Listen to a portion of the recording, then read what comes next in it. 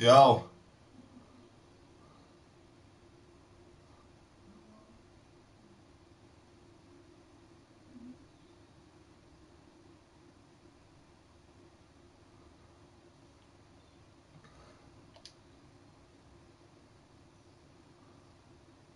Believe that.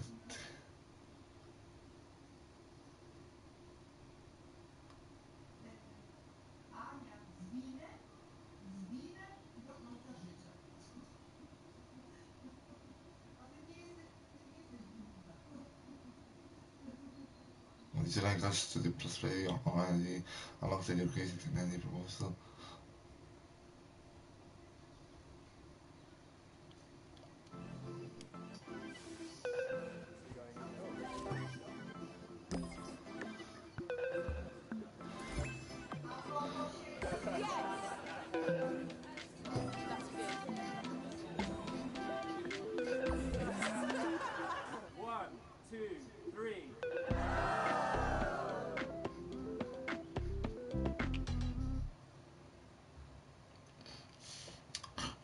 Da da da da da da da da da da da da da da da da da.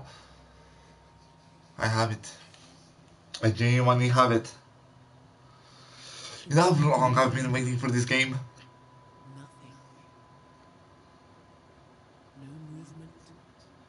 No sound. Complete emptiness. Then, something. A speck. An idea. The idea could be anything. It could be everything.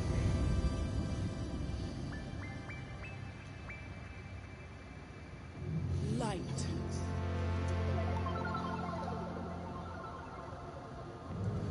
Color.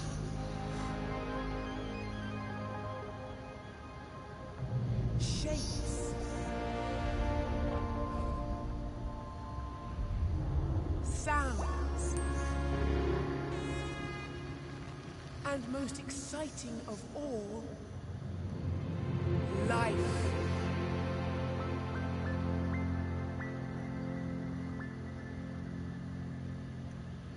Everyone can conduct this power.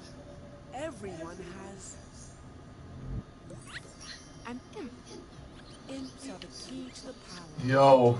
The universe teems with their energy, waiting for you to choose your very own. Which one is yours? I think I'll go with no one. Although I'll just check the rest.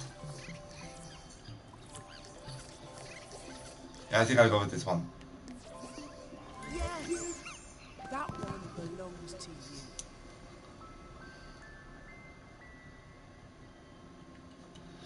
Oh, that's how you control it. That's pretty cool. To see what your imp can do. Press and hold the options button. Yes! Great! Your imp responds to the smallest movements of your wireless controller. That's cool. That's because it's attached to the controller's motion sensor. You only need to move the controller a teeny tiny amount to get your imp to respond. Go on, move your imp around a bit.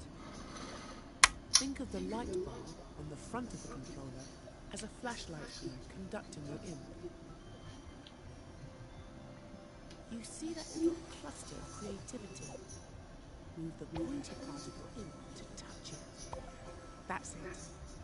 Now, collect those two clusters at the top and bottom. See how that feels. Yes, magnificent. You can also nudge the imp against the edge of the screen to recalibrate it. Anytime your imp gets unruly, press and hold the options button to recenter it. Now, let's play with the Dreamverse. See if you can catch all those dancing shapes. Unleash those colours and sounds.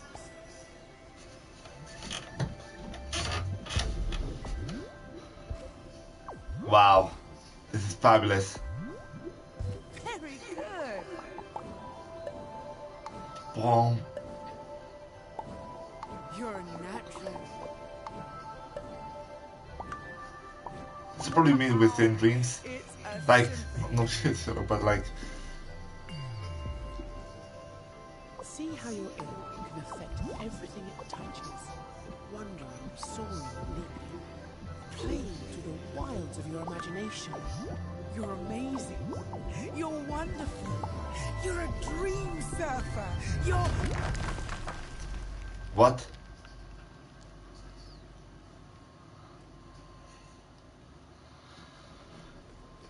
Oh no. You found a wall of doubt. Don't worry, everyone doubts themselves in the beginning. See that loose brick? Try using the pointed tip of your imp to grab hold of it. That's it. Pull that wall down. Look at that brick. Who does it think it is? Get rid of it. Wow, that's kind of cool.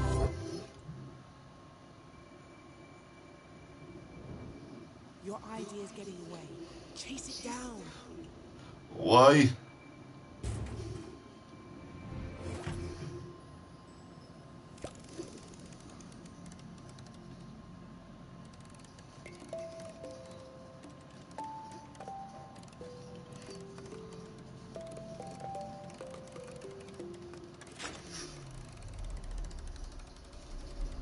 It should be in here somewhere. Oh, more barriers. Cast them aside. Ah. Boom. There it is. Come on. Keep up.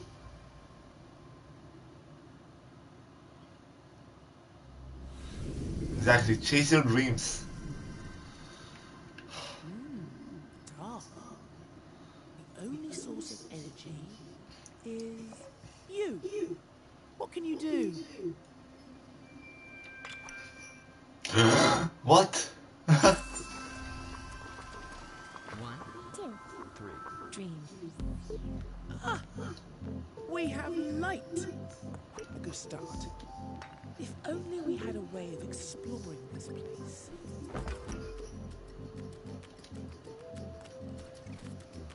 Wow, we can we're possess really things. Getting somewhere. Wow, that's kind of cool. There must be some way to get up there. Great work. We're so close. I love this tutorial. Look at that seedling. The Dreamiverse loves to help things grow.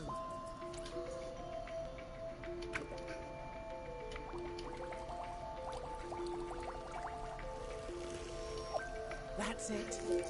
Amazing what a little nurturing can do. Almost there.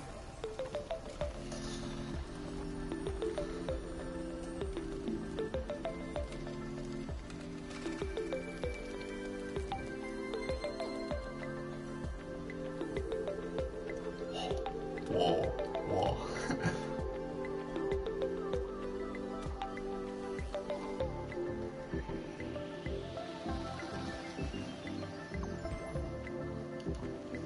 We're here at last.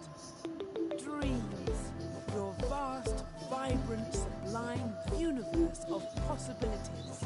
Yeah. Let's start dreaming.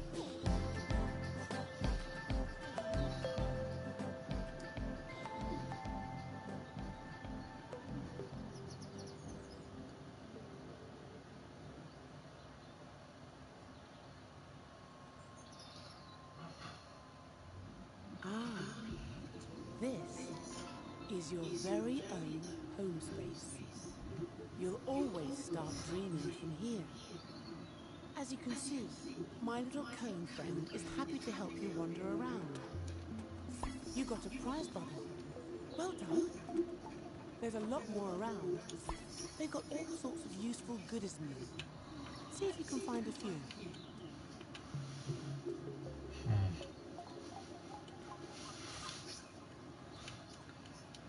It's gonna be a hard one. Can I?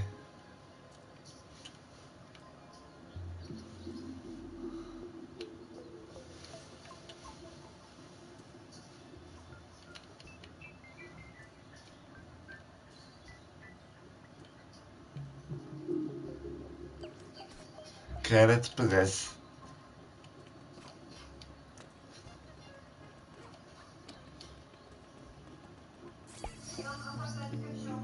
Yeah.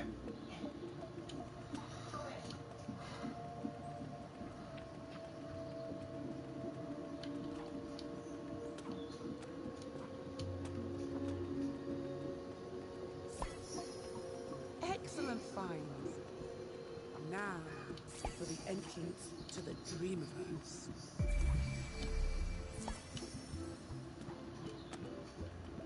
Press the circle button to get your imp back. Use the tip. So much to see. Decisions, decisions. Choose Dream Surfing to experience other dreamers' creations, or pop into Dream Shaping to make something of your own.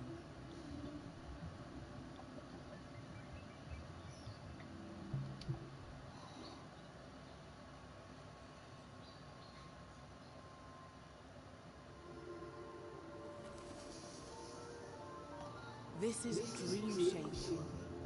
Here you have the power to manifest anything you can imagine. Anything. Music, a story, a piece of art, a whole game, even something there isn't a word for yet. Create things from scratch using the Dream Tools. Or you can use them to remix something another dreamer has made. For now, I'll take you to the Dreams Workshop, where my friend, the Dreams Architect, will introduce you to the secrets of creation. Wow. Zaraz wezmę. Go on in. He won't bite. Promise.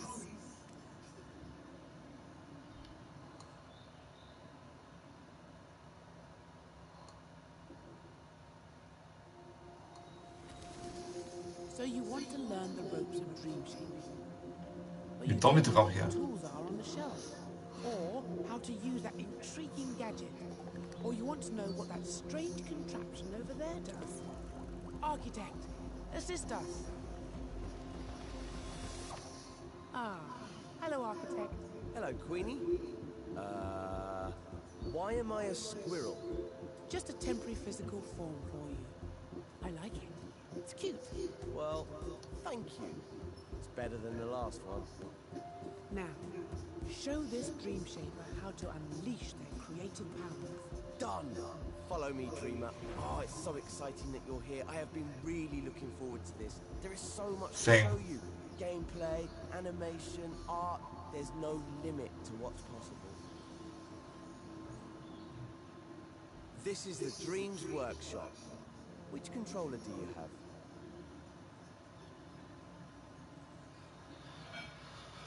Okay, I will be back.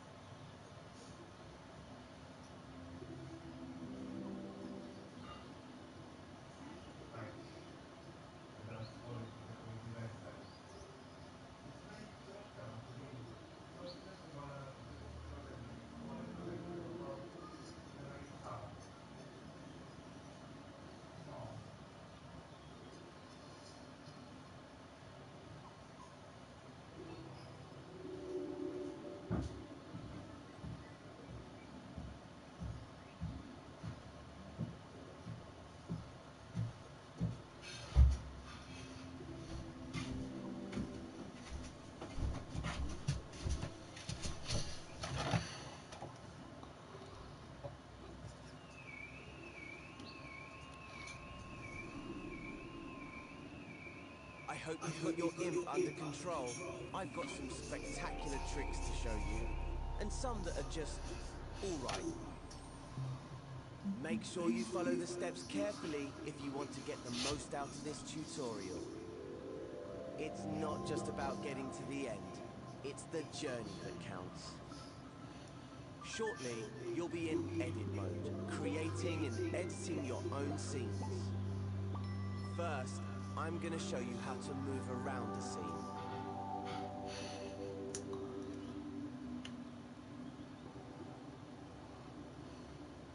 Welcome to edit mode.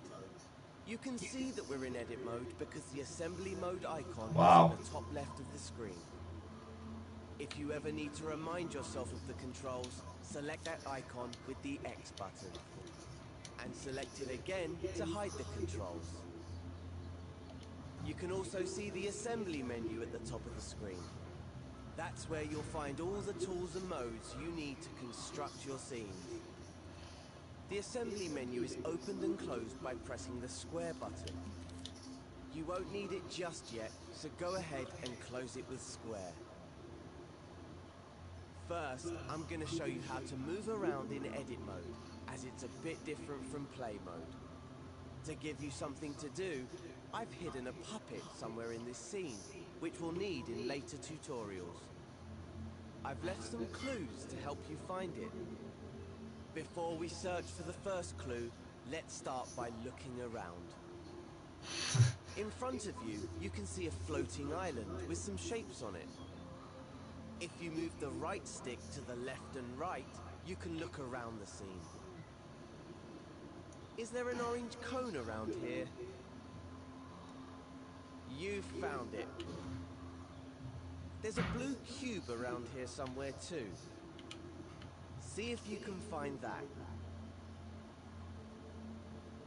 Now try looking up with the right stick to find the pink pyramid. That's the one. Okay, let's turn back towards the shapes floating on the island. My first clue is hidden somewhere on this island. Move around the island using the left stick. Push it left and right to move sideways, and up and down to move forwards and backwards. Wait. Remember, left stick to move, right stick to look around. Easy! If your imp ever feels off center, hold the options button to recenter it. Can you find anything here that looks like a clue? Once you've found the clue, you're ready to move on to the next step. If you want to re-watch this step, you can. Hover your imp over the buttons on the video to see what they do. Use the skip buttons to move between tutorial steps. Or just rewind 10 seconds if you missed something. If the video gets in your way, grab and move it with your imp using R2. You can minimize the video and play along with audio only. Or you can maximize it to watch in instructions view if you prefer. In instructions view, you can see more information about the steps. Once the current step is finished, press the arrow button to move on to the next one.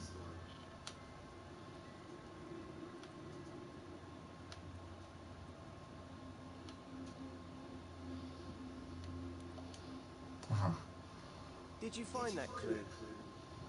It was on the back of one of those shapes. Looks a bit like a rocket. I do love a cryptic message. Why don't you look around with the right stick for any rocket-related goings-on? Ah, look over there, on that island in the distance. Those shapes look a lot like the ones in the clue. Go on, fly over there and check it out. Remember, push up on the left stick to move forward and use the right stick to change direction. And don't forget, you can recalibrate your imp by holding the options button. Wait. Once you reach the island, make sure you're looking right at the cylinder and the cone. When you're ready, move on to the next step.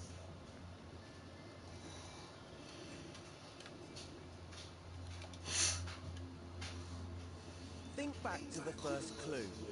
The cone was on top of the cylinder, right? But how can you move them? Well, in edit mode, you interact with everything using your imp, the very tip of your imp's pointy part. See how there's an icon in a circle there? That shows you what tool the imp is using.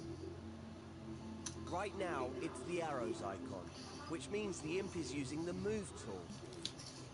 That's the default tool in edit mode, because editing a scene means moving things around a lot. Let's see the imp in action. First, grab the cone. Hover over it with your imp and hold R2.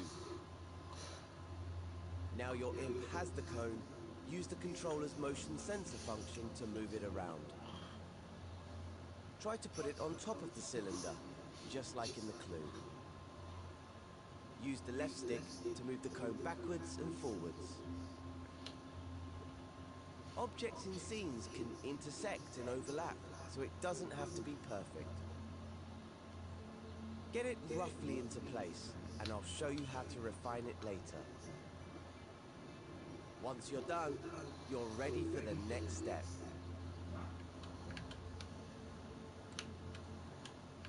Oi.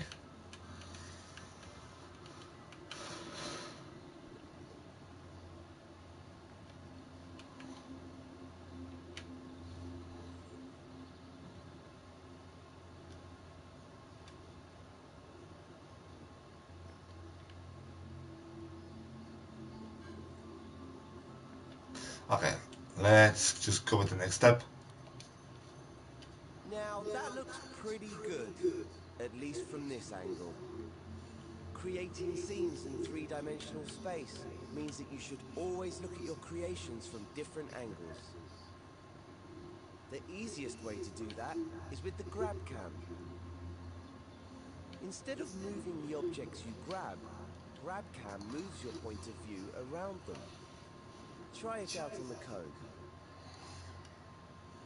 Hover over it, then press and hold R1. Pushing the left and right sticks moves your point of view around the cone. Easy! Now that you can get a proper look at it, check that the cone is on straight. Unlike mine. Let go of R1 to stop using the grab cam.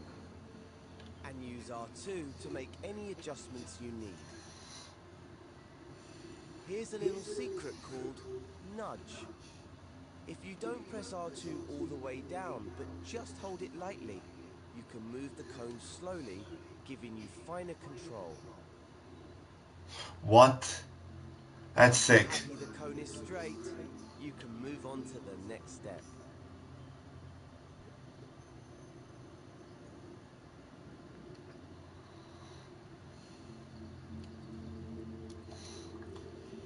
Hey, look at that. Another clue. It's a molecule. I know because I put it there. Just play along with me. Why don't you look around with the right stick and see if you can find another molecule? There's one, over there by that island. You're hot on the trail. It'll take forever to get there using the left stick. Luckily you can use the grab cam to get there faster. Give it a try now.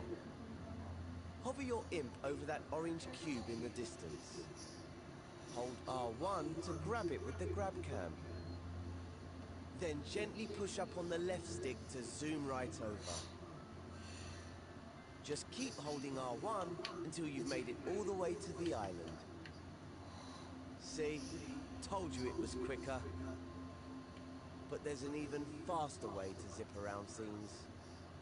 It's just like the grab cam, but you'll also need to hold L1. You see, L1 is a very special button. You know the way that on a computer keyboard, holding down Shift changes what some keys do?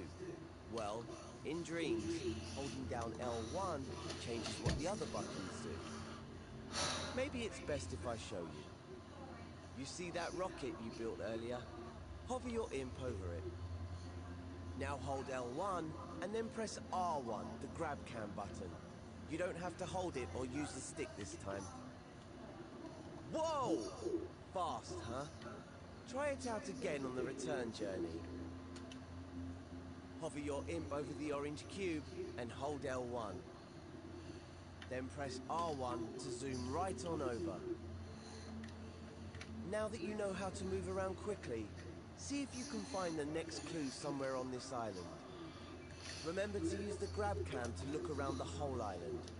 Once you've found the clue, you can move on.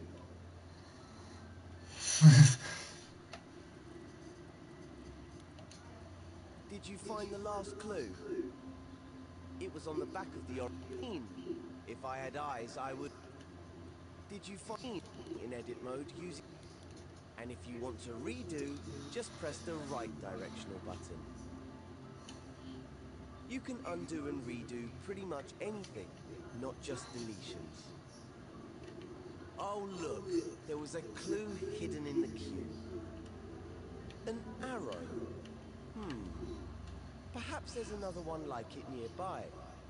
Look around with the right stick and see if you can spot it. Once you've found it, you can move on to the next step.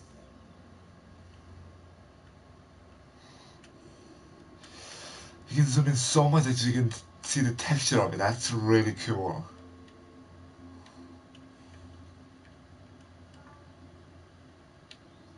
How do I move down? Do I have to look up every single time? That was my final clue telling you where to go. The island right above us. I know you're an expert in moving around with the left and right stick now, but I've got one more technique to show you. It's awesome. Holding L1 Honestly, it's awesome. the grab cam does.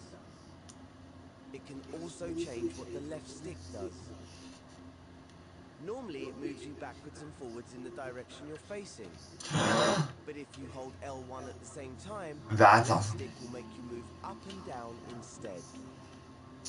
I cannot believe I got it. I didn't have it for the beta, so it's cool that I have it now. Position yourself so you're looking at the orange arrow, which is pointing So up. L1 is the 2D version. Now hold L1 and push up on the left stick. We have liftoff. Keep pushing the left stick until you reach the island. When you're ready, move on to the next step.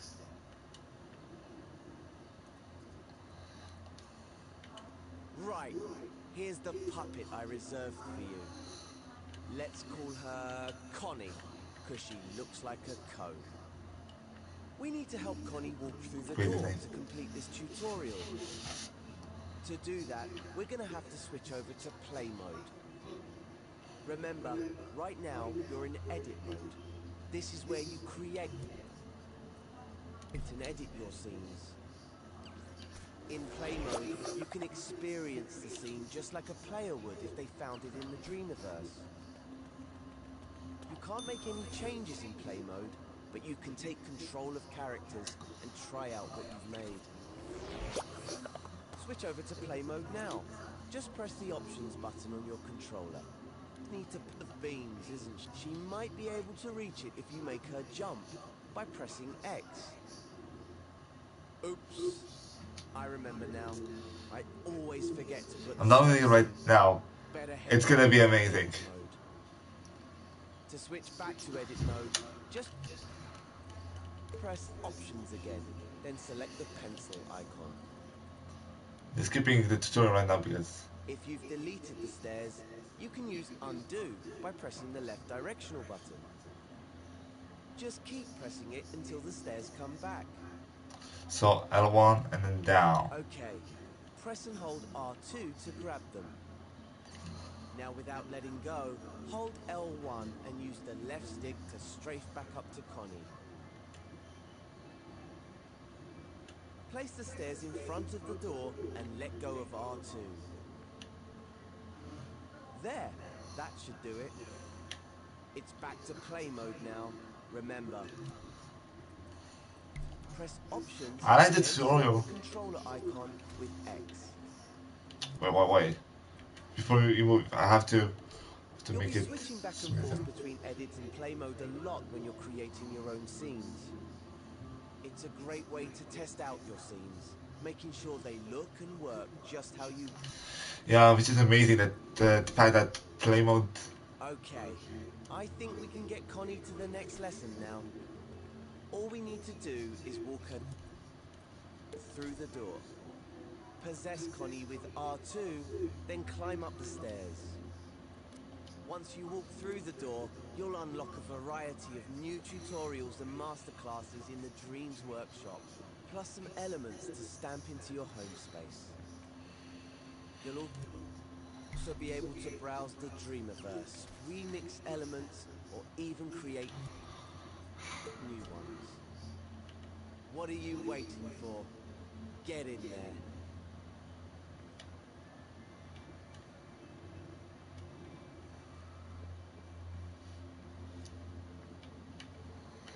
Is it perfect?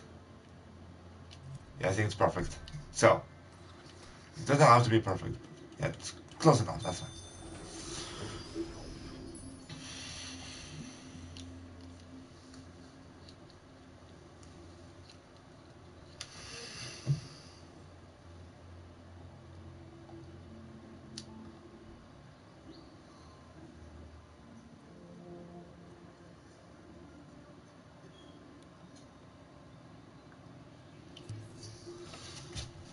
There's a home space editor. Home Space Editor.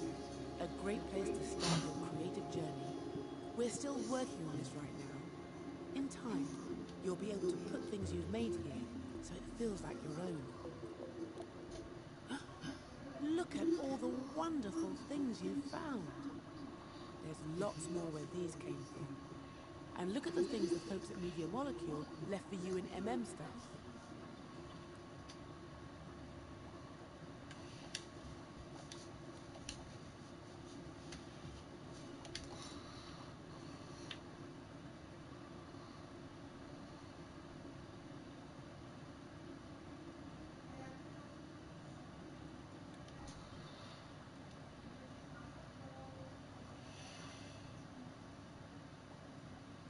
Ooh, that looks fancy.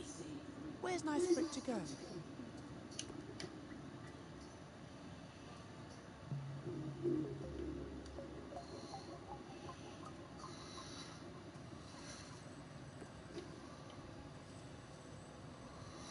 So, I can still rotate. I can rotate with the left stick, or I can rotate, and I cannot.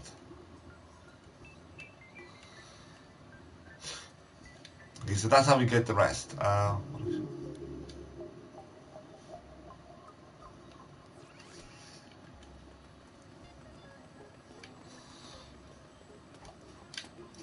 That's sick. Let's go back to creating. Explore the wider world of dream shaping.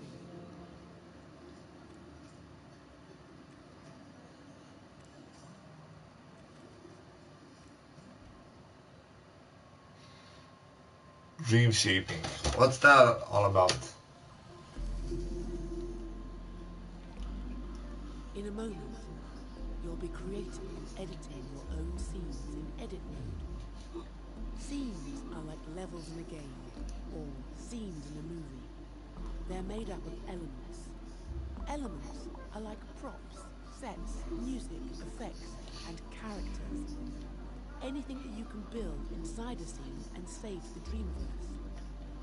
Scenes are connected together to form dreams. And these dreams can be found when you go dream surfing.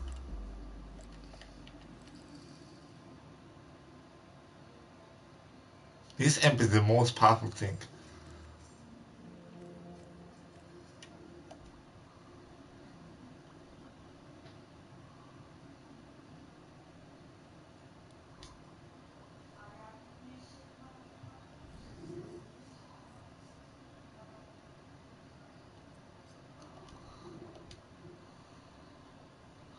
So, these are all the levels.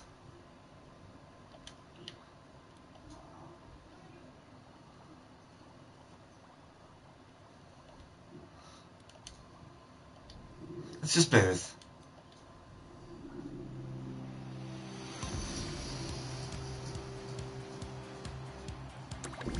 options. Left stick to move, X to jump, hold R2 to charge, release R2 when to slam.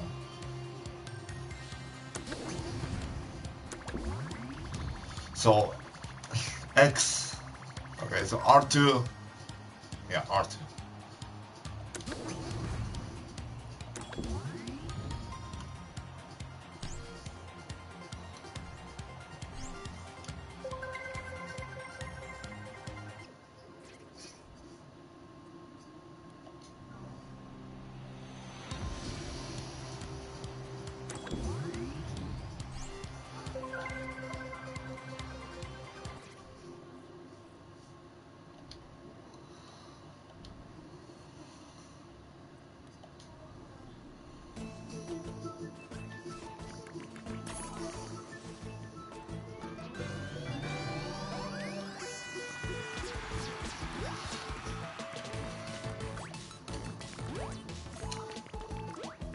Huh.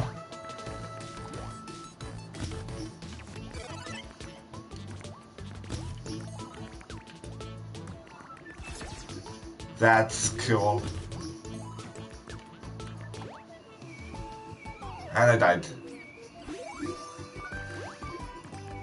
Oi! Okay.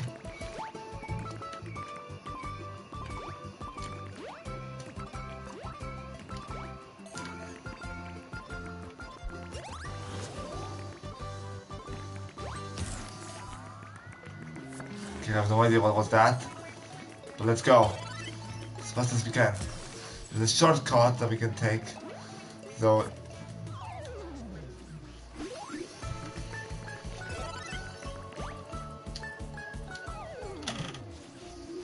it is difficult to take the shortcut, so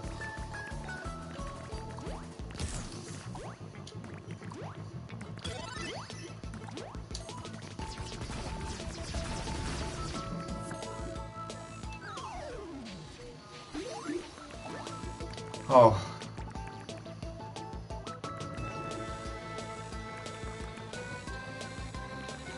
You jumped from left to right, but that's fine. I'm so bad at this. Okay, let's just...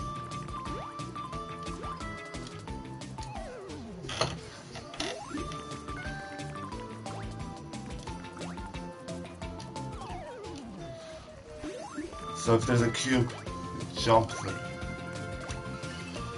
You don't keep on jumping. If there is a cube, like now, go after this one, and then go jump there, and then go after this one. So you jump every second cube. So we jump now, we don't jump there, and then we jump down. So it's kind of like this. Jump here, jump. Don't get pushed off. Jump. And you don't jump now, you jump later. So jump. This is taking way too long. Wouldn't it be easier if I just did it my own way? Jump here, jump here. There you go.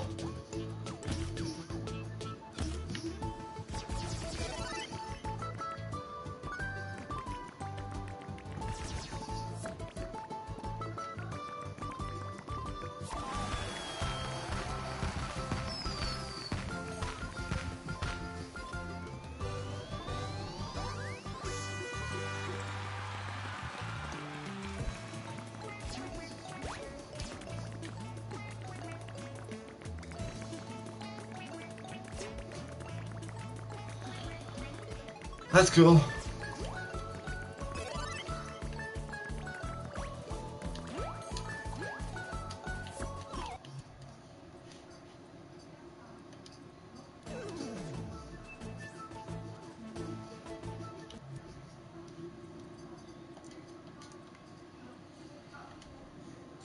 So we can remake means go into clean mode, that's cool.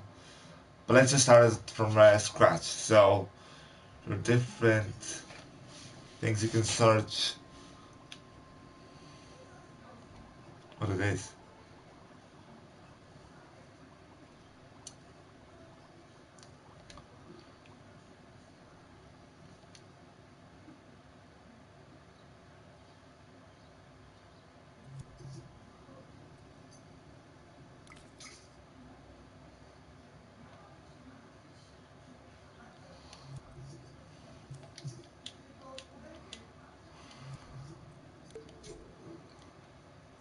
Okay, so let's go into search.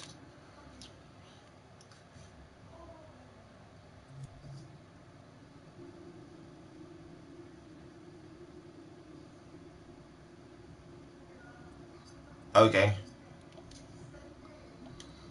that's fine.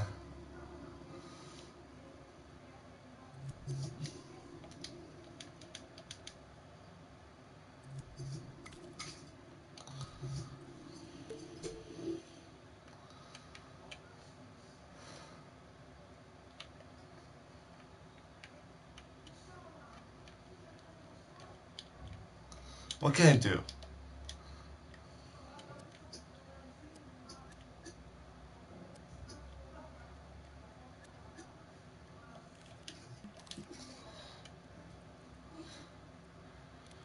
So there are different tools.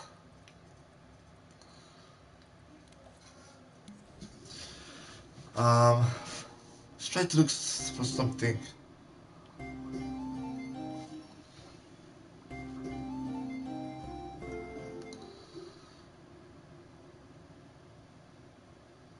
The controls are just fine. I just completed the first tutorial. I should probably complete the rest. So don't save. So this is the dream shaping, which you can make your own levels, your own sculptures, things like that. I think so. What is this?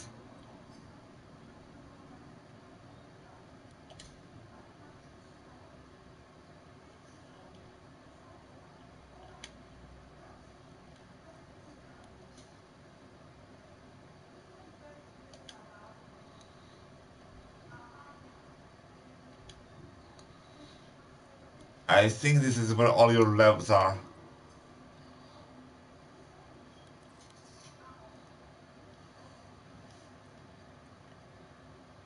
This is the thermometer. Graphics.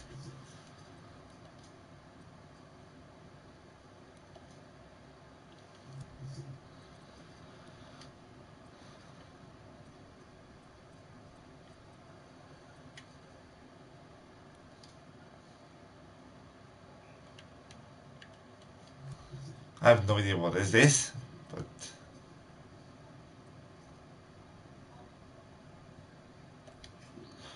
I, yeah, these are all my creations. This is where I create things, but this is where they go. Like I think so.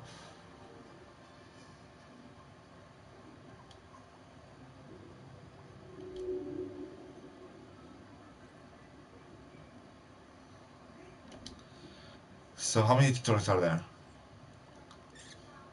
There are 1, 2, 3, 4, 5, 6.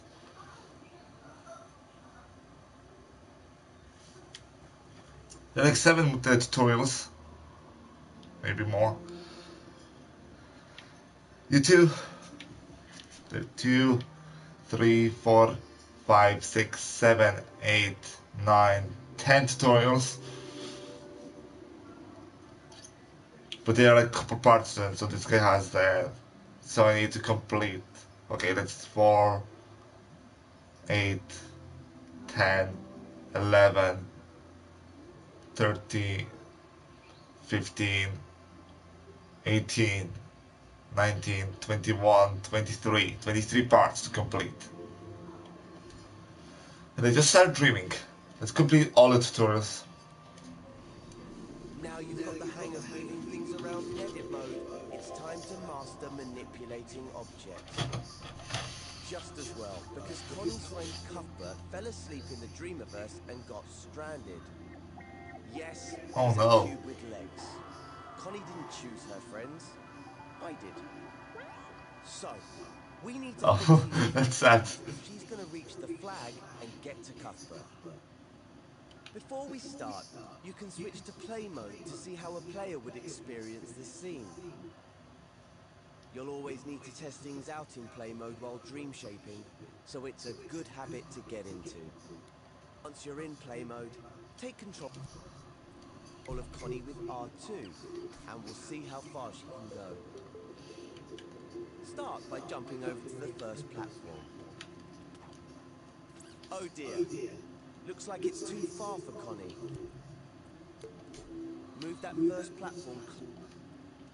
Once you're in edit mode, move on to the next step.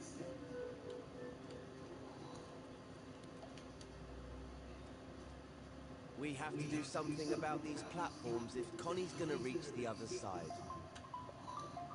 First, let's get a good look at them. Move your view side onto Connie and the first pink platform.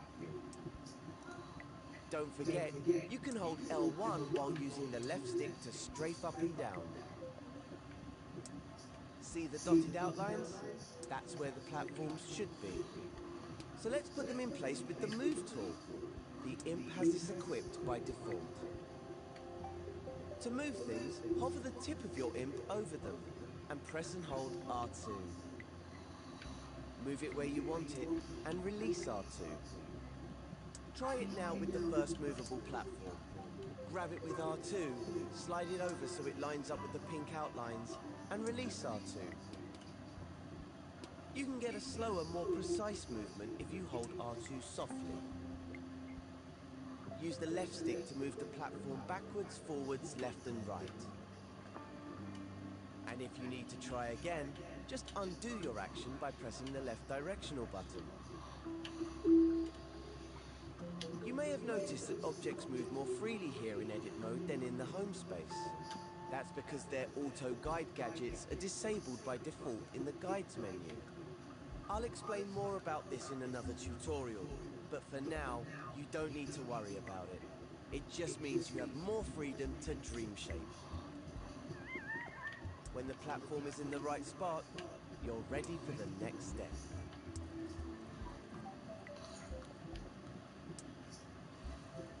Now that 2 and back in from the options passes when you're in play in the state you rewind things. Just press L3 by clicking in the left stick on your controller. Now time's rewound back to the beginning. Doing this won't Oh, reset that's what. any changes you made in edit mode. See, Connie is back to her starting position, but the platform remains where you left it. Try to get into the habit of rewinding time after you play scenes. That way, you'll avoid any problems. There are times when it's useful to leave things as they are after playing, but when in doubt, rewind. Okay, if your platform's in the right place and you've had a successful test run with Connie, you can move on to the next step. Okay, that's cool. So that's me to remember. Let's sort out the next platform now. It's the middle one that's lying on its side. Before you can match it up with the outline, you'll need to stand it upright. So you'll have to rotate it first. You can rotate objects in edit mode by grabbing them with L2. That's right, we won't be using R2 this time. When you grab things with L2, you can rotate them in place, instead of moving them around the scene. Give it a go now. Hover over the fallen platform, then press and hold L2. Now you can rotate it by tilting your controller. This is a great way of making smaller adjustments. You can also rotate it fully by using the left and right sticks while holding L2. The platform will rotate in different directions depending on how you push the sticks. The motion sensor function is disabled when you do this, so you don't have to worry about tilting your controller. If you want to reactivate the motion sensor function, just let go of the shape and grab it again with L2. Bear in mind that your imp's tip is at the center point of the rotation, so you can grab the platform at different points and see how it affects the rotation.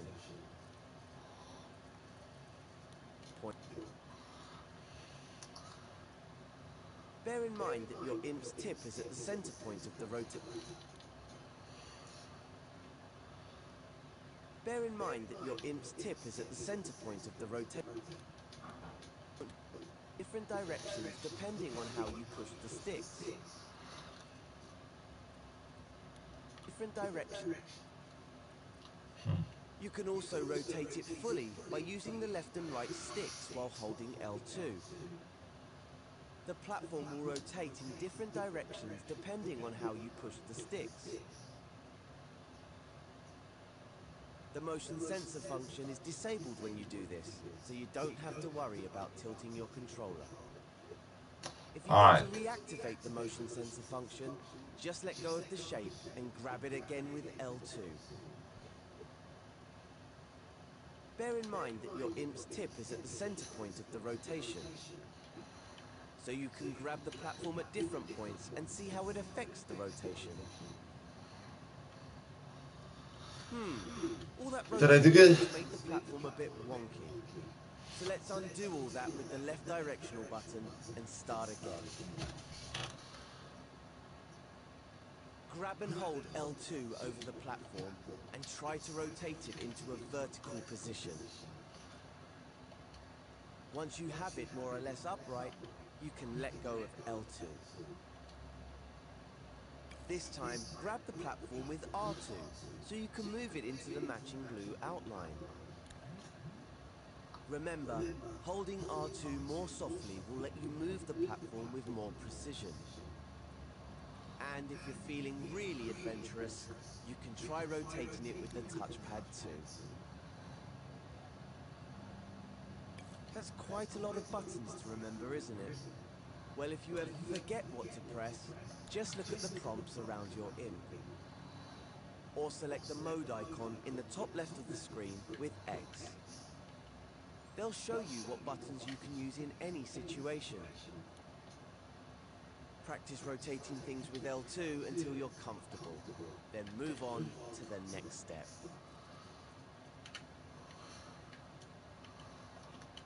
This thing will be really handy.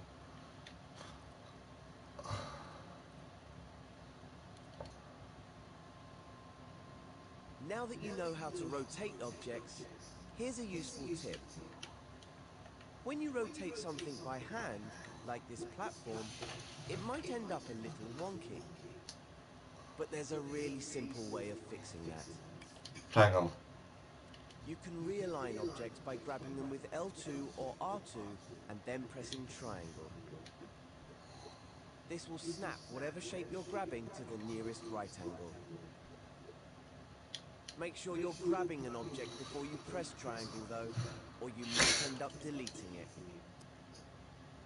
If you do delete something by accident, remember you can undo your mistake by pressing Like the a Little left Big Planet. directional button. The controls are kind of similar to Little Big Planet, Once I you're think. happy with the position and alignment of the middle platform, you should switch over to play mode and test it out. Now, we can go on to the next step. Now the only thing separating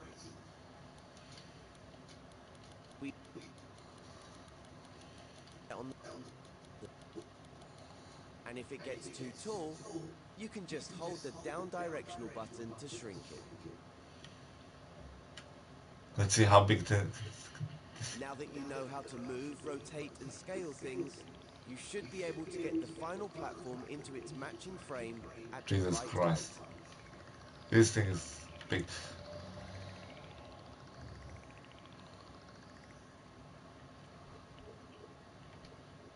Okay, when everything is where it should be, go into play mode and see if Connie can reach the flag.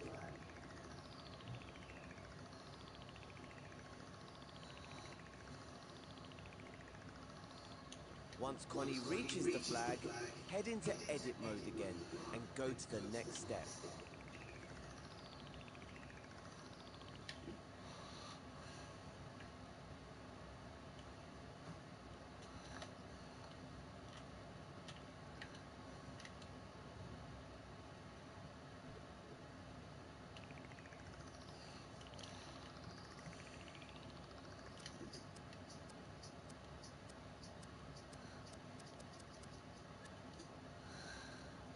Last step. Hurrah! Connie and Cuthbert have been reunited. But now they need to find a way out before Cuthbert falls asleep again. So let's learn how to find a door in the Dreamiverse. Go to the Assembly menu, which is the row of buttons at the top of the screen. The Assembly menu disappears when you're busy working on a scene, to make sure it doesn't get in the way. So if you can't see it, just press square to open it. This is an amazing sound. Here you'll find all the assembly tools, modes, and gadgets. If you ever wonder what a button does, just hover over it for a few seconds to see more info. This menu is also where the search button lives. It's the one with the magnifying glass. Select it now with X. The search button takes you to the Dreamiverse, where you'll find all the things created by dreamers from around the world. But for this tutorial, I've selected a collection of elements that you can use in this scene. Let's see if we can find a door in the Start Dreaming collection. Select it with X. Have a look around. What elements do we have here in the collection? Ah, there it is. A door. Select it with X now. Now that it's on your imp, you can scale it with the up and down directional buttons, or rotate it with L2, or the touchpad. See the outline at the top of the final platform? That's where the door needs to go. Use R2 or X to stamp it into place. You should know this isn't just any door, it's a very special one.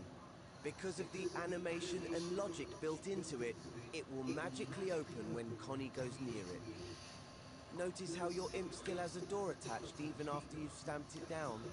That's what happens with elements from the Dreamiverse. That way, you can place as many as you need in a scene. We only need one door in this scene though, so you can remove the door element from your imp by pressing circle. The circle button removes whatever tool, gadget or element your imp has equipped, replacing it with the move tool. Okay, I think we're done here. Nice work completing the scene. It doesn't mean you have to stop though.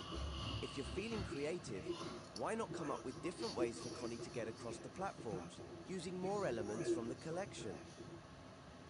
Just delete the old platforms with triangle and build your own. Nah. Remember to test your creations in play mode to make sure they work. And rewind time when you return to edit mode. All that's left now is to switch to play mode and walk Connie straight through the door to end this tutorial.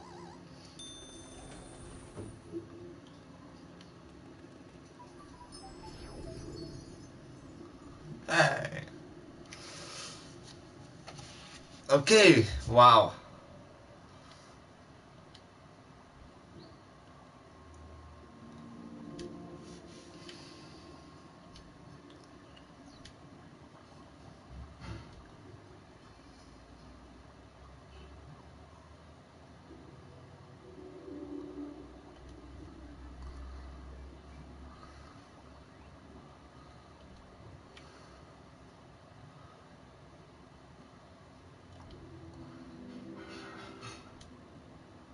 So, yeah, let's play this. What it is? Never seen it. Now you know how to grab, rotate and scale objects. It's time I showed you how to clone things. Cuthbert has managed to get himself stuck again. Luckily, I've set up this scene so that we can use the clone tool to rescue him. With this tool, you can make exact copies of anything in the scene. This makes it one of the most useful tools in a Dreamshaper's toolbox. You'll also get a chance to practice with all the other tools that you've learned so far. If we get Connie off this platform, maybe she'll help us out.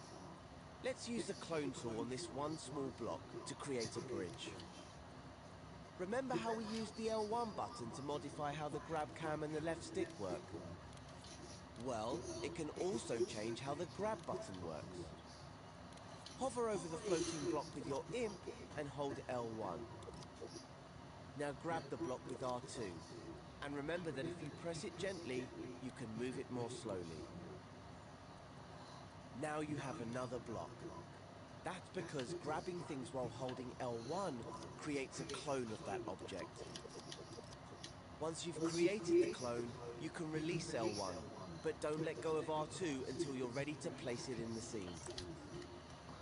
When you've found the right spot, release L1, but don't let go of R2 until you're ready to place it in the scene.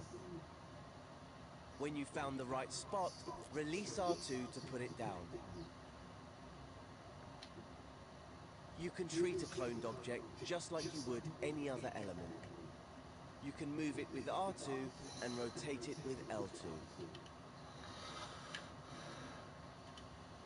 And scale it up and down with the directional buttons.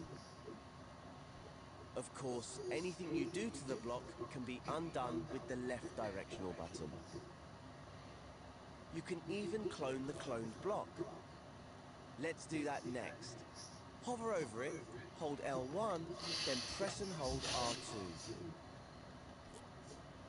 You can use the clone tool to build a bridge between the first two platforms.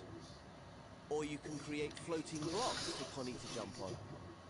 This is All pretty that sick. matters is that she can get to the next platform, so make sure you test your work in play mode. When Connie can get across, go back to edit mode, rewind time with L3, and move on to the next.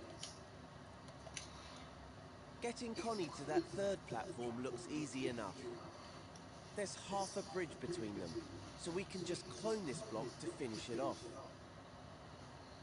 Okay, hold L1 and grab the block with R2 to clone it. Let go of L1 to stop cloning, then place the clone by releasing R2 to complete the bridge. That doesn't look quite right. Might need to try something different here. Why don't we rotate the clone? Hold L2 over it, then push the right stick sideways. Well, it's better, but now they don't match. We should probably undo everything with the left directional button and start again. This time, we'll make the arches match up by flipping the clone. Here's how you flip objects. First, hover over the arch and hold L1. Then gently grab the arch with R2 to create a clone. Remember, release L1 once you've made the clone. You have to release it or the next part won't work. Here comes the cool bit. While still holding the arch, click the L3 button on your controller to flip the arch horizontally. That's all there is to it. Now you try. Hold L1 and grab the arch with R2 to clone it. This is pretty sick. Release L1 and flip the arch horizontally by clicking L3. And don't forget, you can realign the clone while you're holding it by pressing the triangle button. Now, let's see what happens if you click R3. Nice! The arch is flipped vertically instead. We probably... Getting Connie to that... Okay, Connie, we've almost made it to the door. Ah, but she needs to go across and up now. Good thing you already know how to make clones because we're gonna need them. So hold L1 and grab the block with R2 to clone it. Now place that clone a little higher than the original. And you know what? There's a better way, so let's undo that with the left directional button.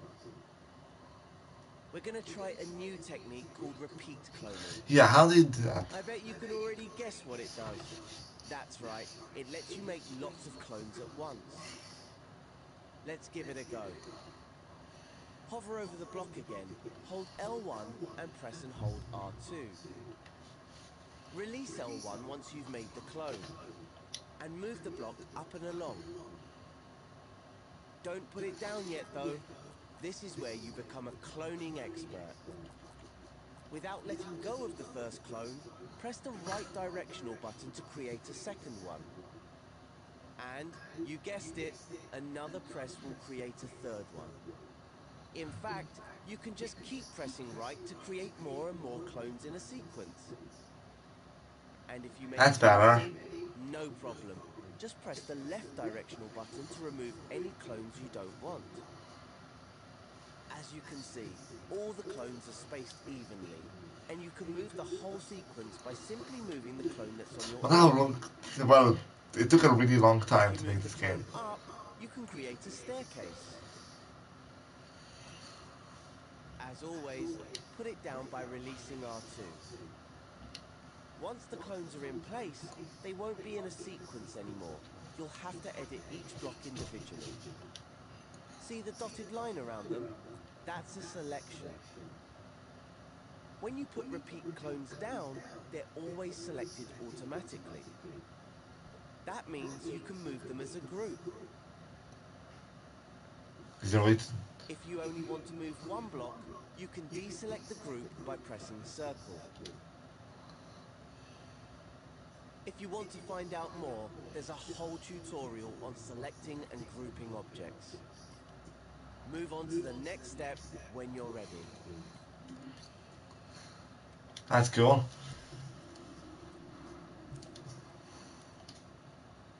Let's get back to the staircase. It's looking pretty good, but I have one more thing to show you before you move on.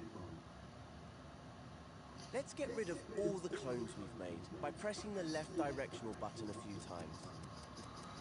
You'll notice all the repeated clones are undone together. Now hover over the first block, hold L1, then grab it to create a new clone. Remember to release L1 once you've made the clone, otherwise the next bit won't work. This time, move the block where you want the last step of the staircase to be. There, right in front of the door. Don't let go of R2 yet though. Instead, press the left directional button and... look at that. You've created a sequence of clones between your imp and the original block. You can keep pressing left to create more steps, or right to remove them. Once you're happy with your staircase, let go of R2 to place it in the scene. Let's get back to the... of all the... Now, you've made the clone, otherwise the next bit won't work. This time, move the block where you want the last step of the staircase to be. There, right in front of the door. Don't let go of R2 yet though. Instead, press the left directional button and... look at that.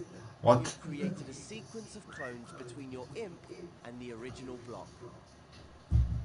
You can keep pressing left to create more steps, or right to remove them. Once you're happy with your staircase, let go of R2 to place it in the scene. How? How does that make any sense? You Oh can well. create incredible shapes with repeat cloning, so Yeah, feel that's free true. to experiment. How you position the first clone will affect all the repeated clones. Rotating the clones, for example, will let you build ramps and spirals. And if you scale the clone with the up button, you can create a sequence that increases in size.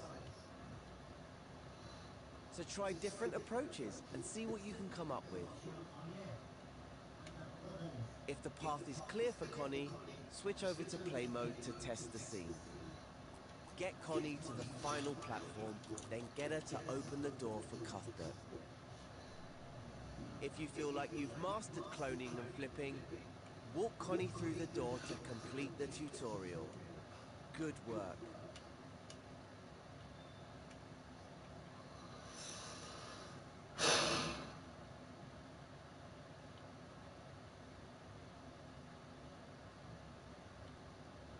Let's try something. Something silly. Alright. And resize.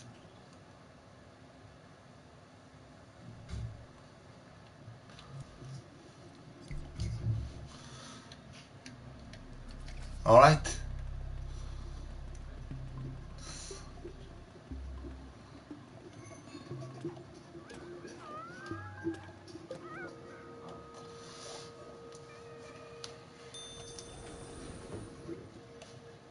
Wow, that's cool.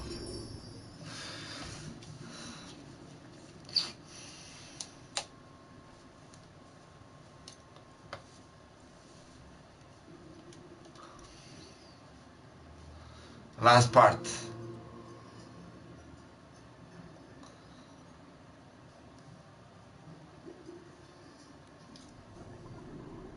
Welcome to part 4 of our Start Dreaming tutorials. Ah, I see Cuthbert has managed to get himself in a pickle again. Connie, how do you put up with him? What a spanner. But with Connie's help, we can rescue him. This time around, I'll show you how to select and group your creations and how to scope in and out of groups. Luckily, someone left behind a block for us to use. Remember how to repeat clone blocks to create a bridge? Well, let's do Yes. that again. Move your view side on to the block and the gap. Hold L1, then grab the block with R2. Move it with the motion sensor function to create a clone. Just like last time, let go of L1 while still holding R2. Then press the directional buttons to make more clones.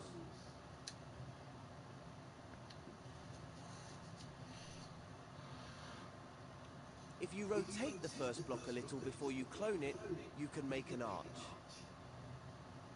Use L2 to make the first block angle up slightly, then make the clone angle down. Press the left directional button to repeat clone, and the clones will line up to make an arch. Amazing, right? Let's quickly test that in play mode. Looks great. Switch back to edit mode, rewind time, and go to the next step of the tutorial.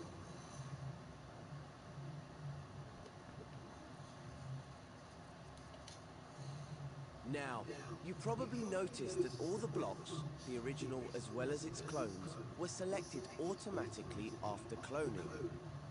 You can tell when things are selected because they have an animated dashed outline. But after we switched between play and edit modes, everything was deselected. So let's select them again. All you have to do is hover your imp over one of the blocks and press X. There's the outline again.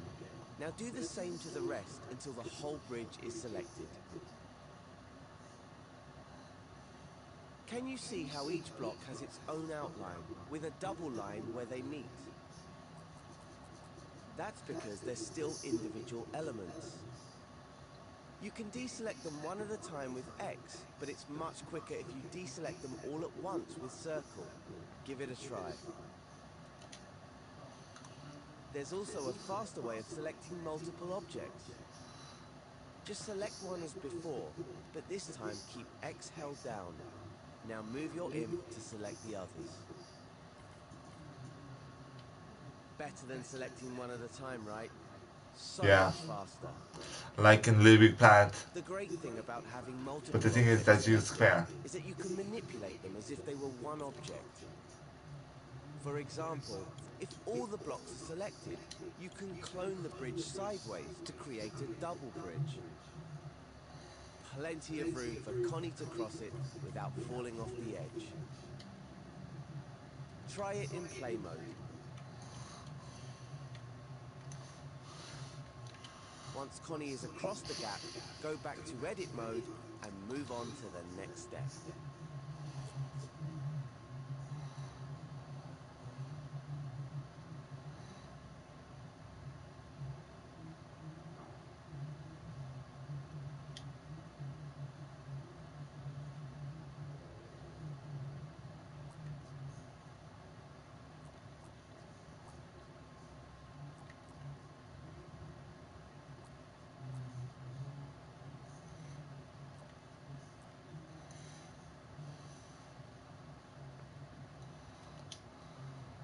Wait, what?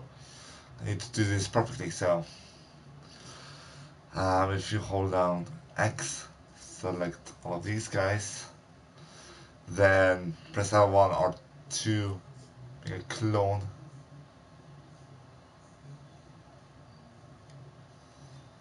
Right about there.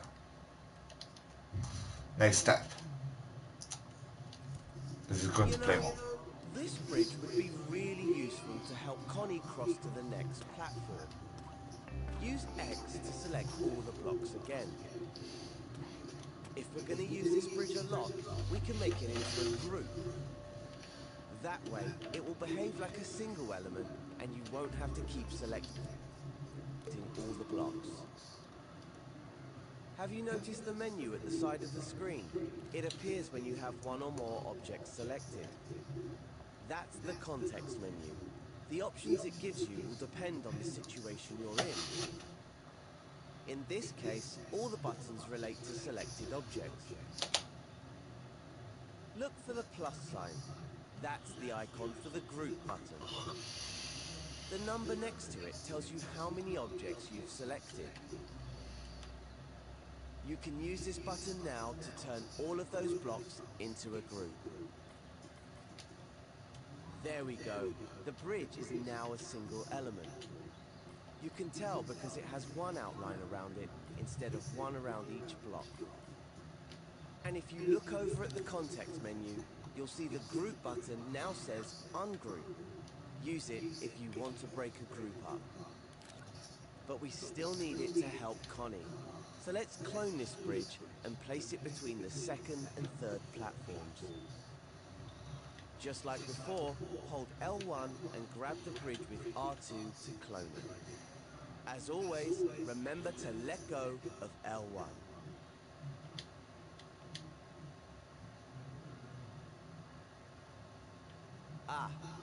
We don't need to test the bridge to see that it's not going to get Connie to the third platform.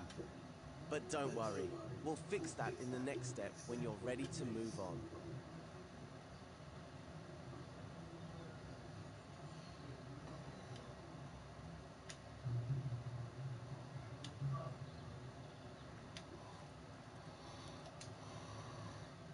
Our bridge needs a bit of work if it's going to reach the next platform. This is the perfect opportunity to learn a new technique, scoping in. Scoping in means you can jump into a group and edit the contents individually without having to ungroup it first. And since you can only edit things inside the group, you don't have to worry about messing up anything outside it. Let's give it a try now. Select the bridge with X if it isn't already selected. Then find the Scope In button near the bottom of the context menu. Notice that it's showing you a shortcut for it, L1 and X. So hover over the bridge group, hold L1 and press X. Now you're scoped in. We can now edit all the parts as if it wasn't a group. If you want to really focus on just the group, you can hide everything else in the scene. Just use the Hide Everything Else button in the context menu. The icon looks like a closed eye. There's also a Scope Out button in the top right corner. This is how you exit groups. Try scoping out now. Select the button with X or use the shortcut, L1 and circle. That's it. Now scope back in again so we can fix the bridge. Just hover over it, hold L1 and press X. I think what Connie needs to reach the next platform is a staircase. So use the Move and Clone tools to create a new one. Press. That's it. Now scope back in again so we can fix the bridge. Just hover over it, hold L1 and press X.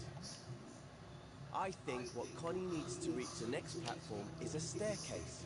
So use the Move and Clone tools to create a new one.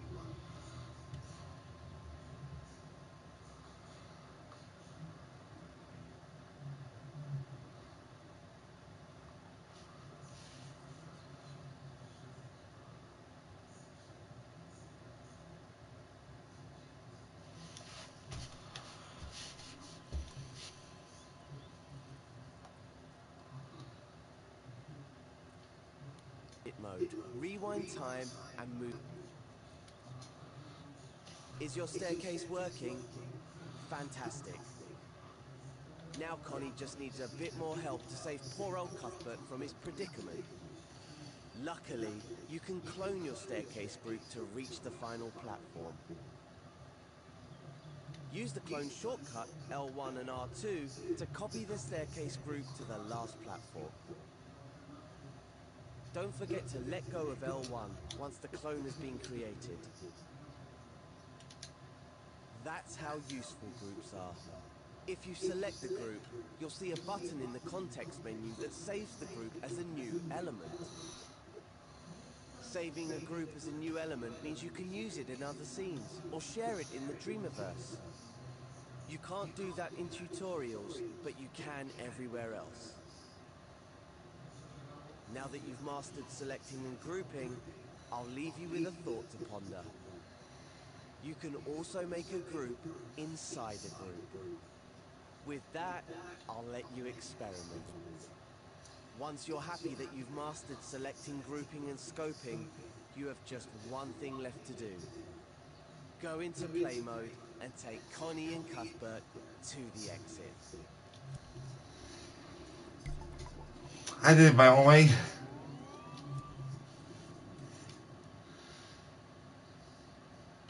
Just because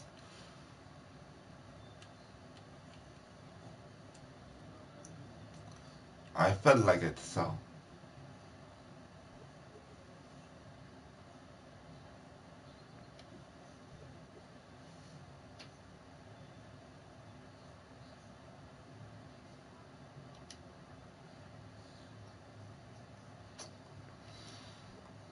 Fine. Whoops.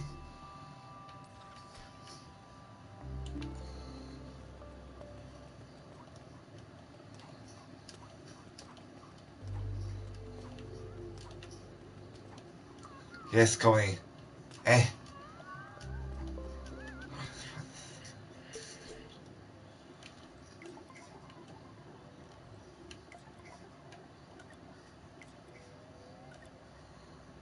Oh, so you can see almost as if you were in play mode. That's cool.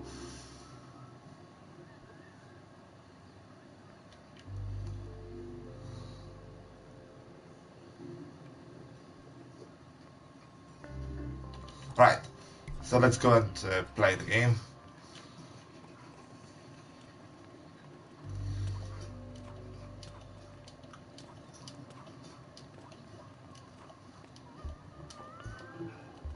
Still too steep.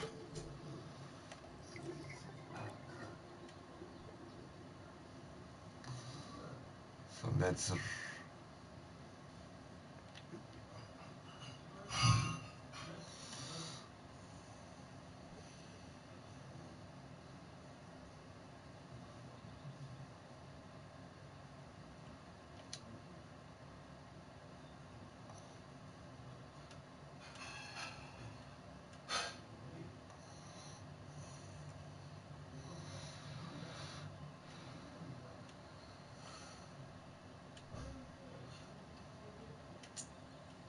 So let's rotate it. Rotating is a little bit off, I think. That's fine.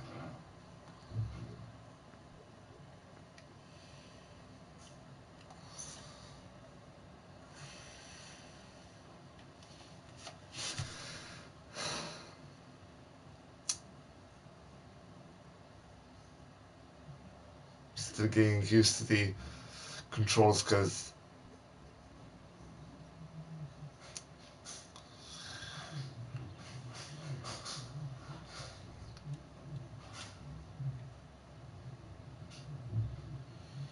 Dziecko! Dziecko, co robisz? gram. Oczywiście, nowa gra? Tak. Fajna? Fajna, fajna.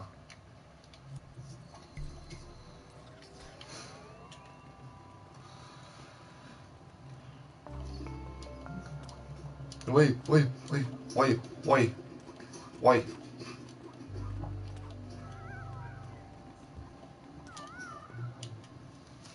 Yes.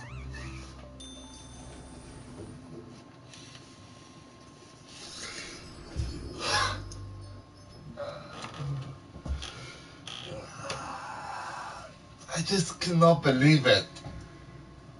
I have the game. The one has been saved. Who's this?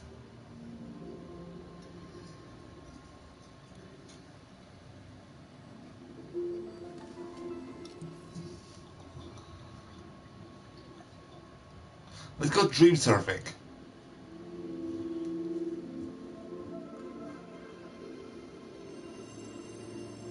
Wow. Dream surfing. Here we can explore the wilds of the dreamverse, slipping and sliding through the strangest and most wonderful ideas and creations. Lose yourself in the kaleidoscope of games, animations, What am I doing? music videos, and all sorts of worlds and experiences made by dreamers just like you. Dream surfing is a never-ending, ever-changing stream of dreamers' imaginations. Let's try it out.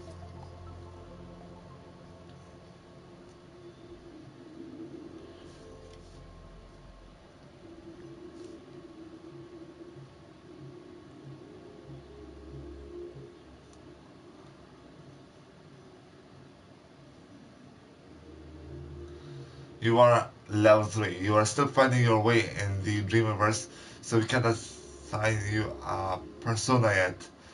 We should have a better idea of who you are by level 5.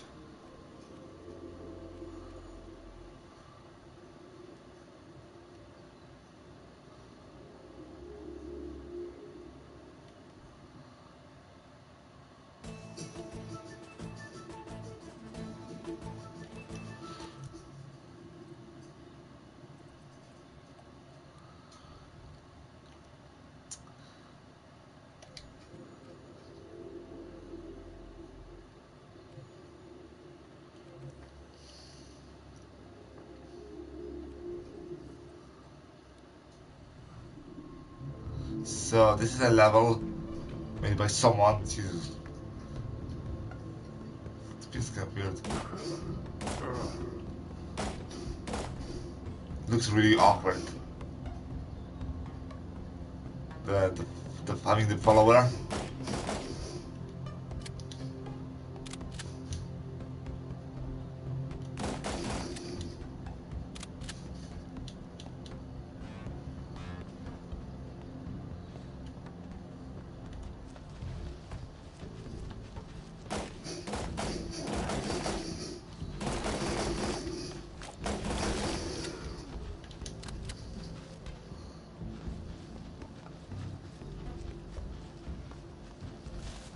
Is it something wrong with my performance? My preferences?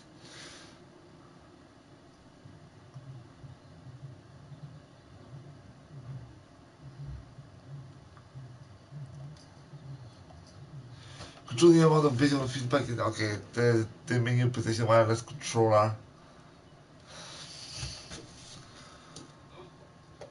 Prompt. Show command controls disappear around the amp and are context sensitive.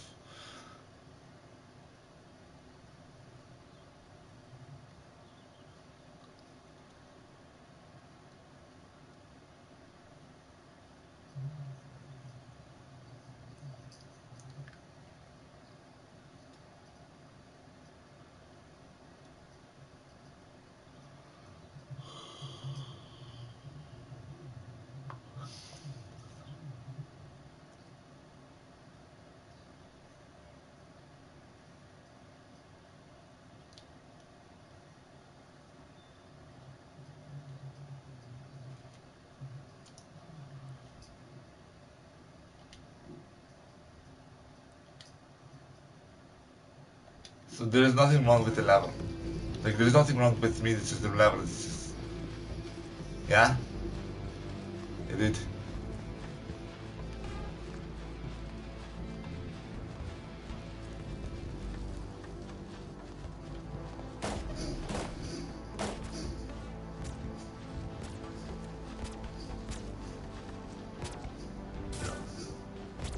Wait. What?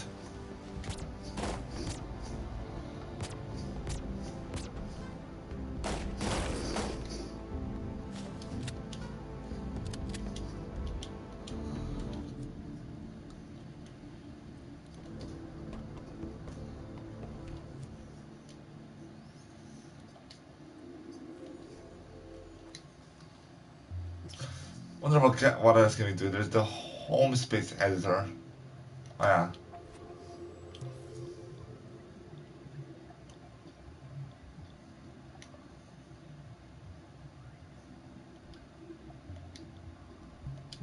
Ah, a nice little spot to show everyone your best self. And a place for your fluffy impy friend. Here's where you come to customize your imp. This is just a small selection. There will be lots more soon.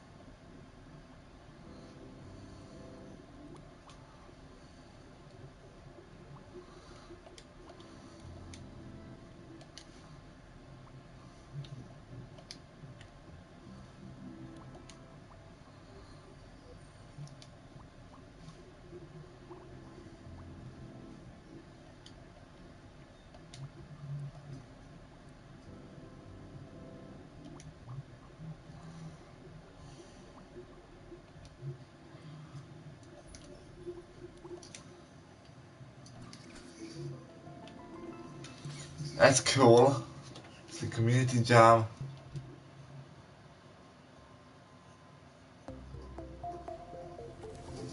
What is this? When we need new ideas for the Dream events, we have a jam. We thought you might like to do that too. Every so often, we set a topic we're curious about, and anyone can make and submit a dream on that topic. Or you can just play through the current entries and see which ones you like. When time is up, we'll feature the dream the community loved the most. Go on, give it a try.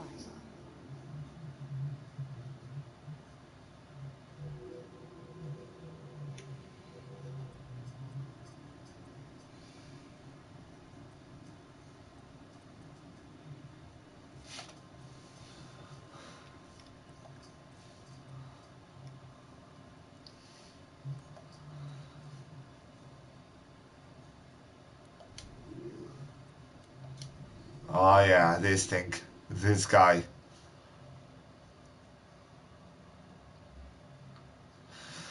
You should probably go complete the tutorials first, but yeah.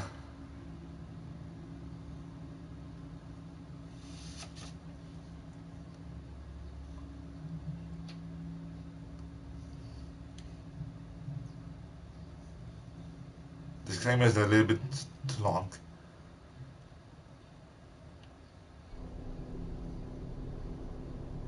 Yeah. it's pretty shocking.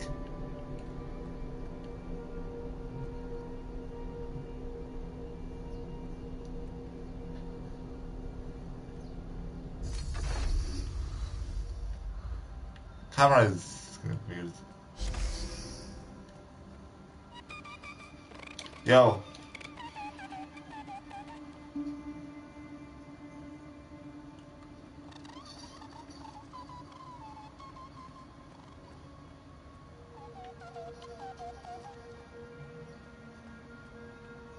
Is this it?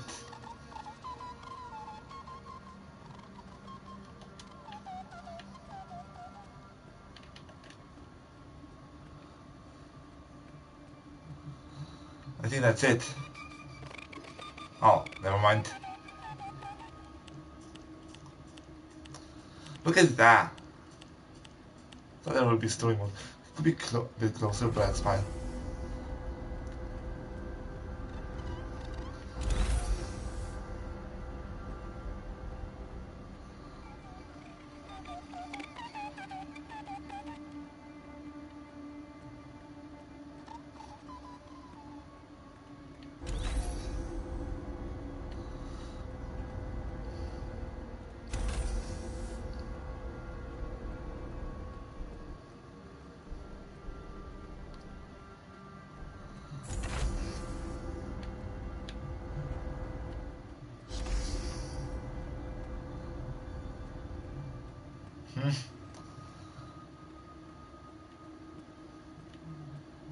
So which door do we go through?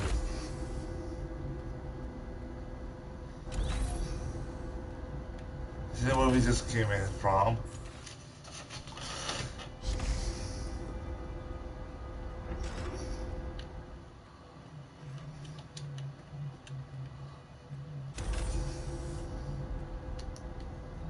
Oh.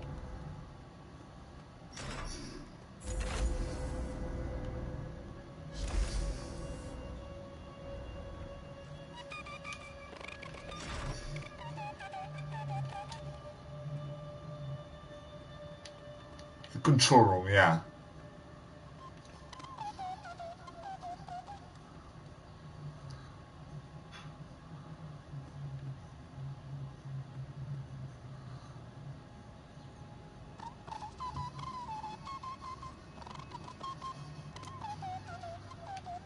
The sound though is kind of annoying. Wow, look at the detail.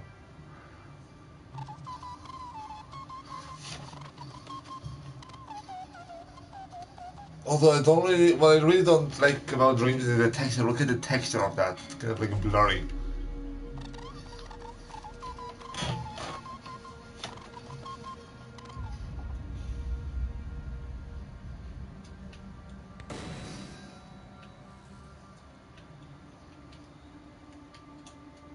What?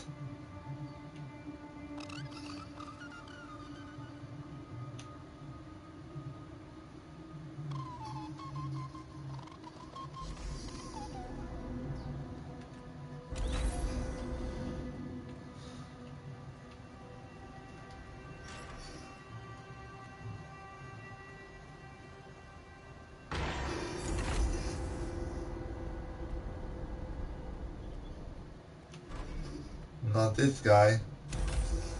It will be closed.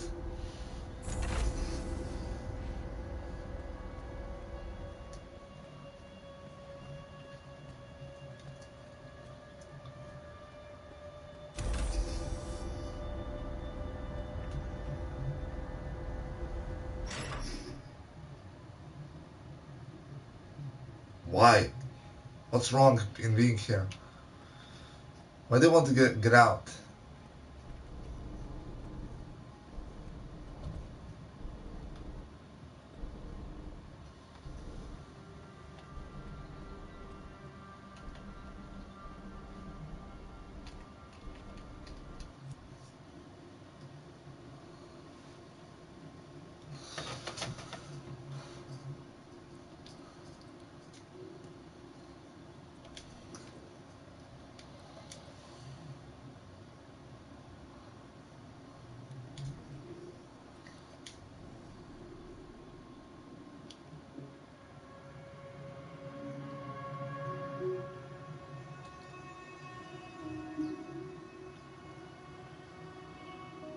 Whoa.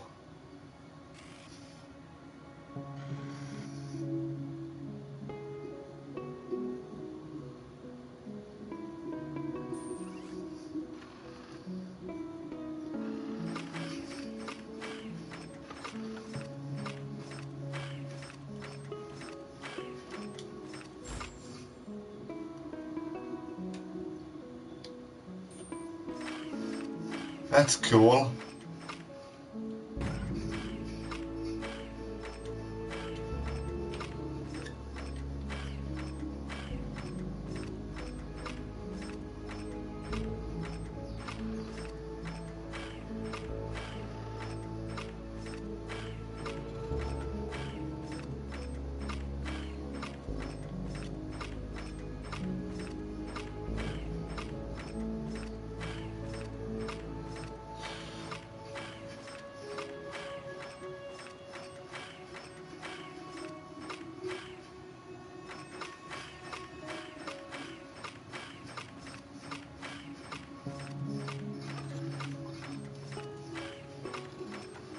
That's cool.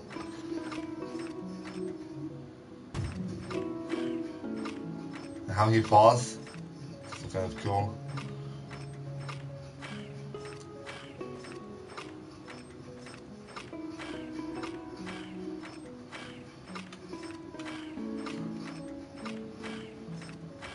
But I'm telling you, textures don't look nice. Why?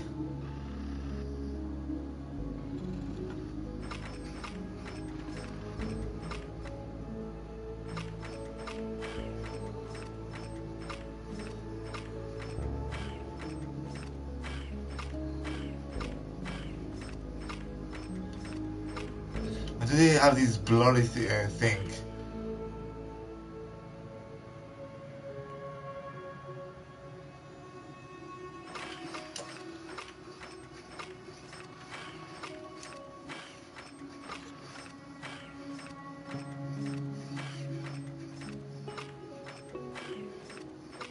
What time is it?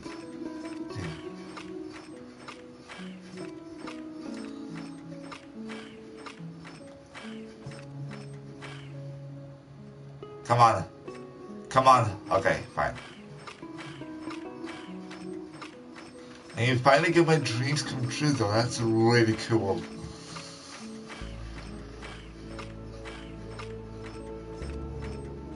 But the question is, like I have to go through all the tutorials because I have no idea on what to do. What do I do? This robot looks kind of cool.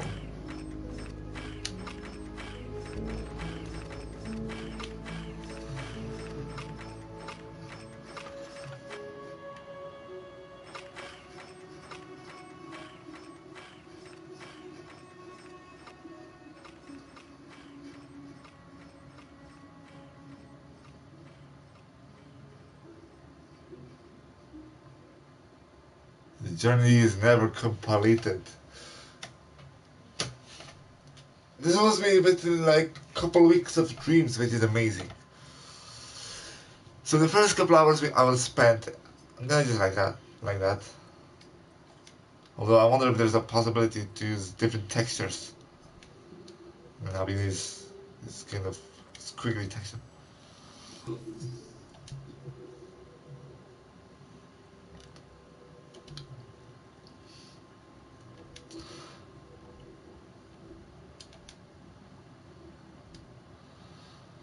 Okay, we're not gonna go to the motion controllers just yet. Logic tutorials.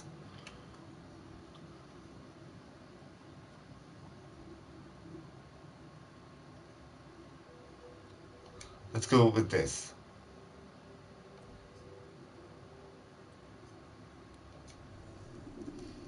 Hi, I'm Mark, Creative Director of Media Molecule, and I'm going to present a simple masterclass that will hopefully help you use some of what so far and turn that into an entire game.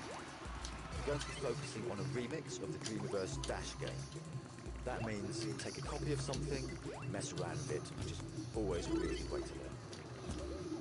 I will be reiterating some of the basics that you may have already learnt, but basics make for strong foundations, and strong foundations make for strong structures. Yes. So, first of all, try playing the game, get familiar with it, and when you get past the finish line, you'll dive in and start tinkering.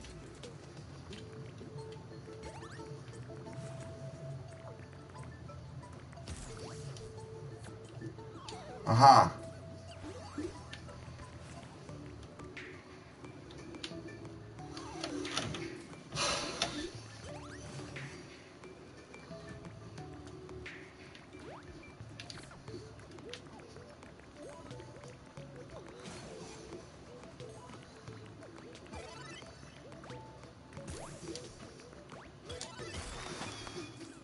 So after you get hit twice, you're done. Or if you fall off the edge. Why? Do I keep on jumping too?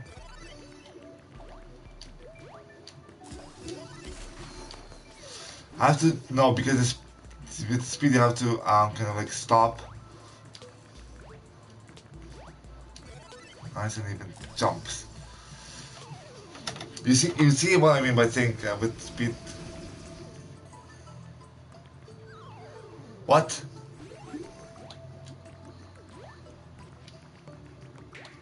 I'm practicing this guy, so I know what I'm doing. There you go. Did it like first try. Don't include that because something dumb.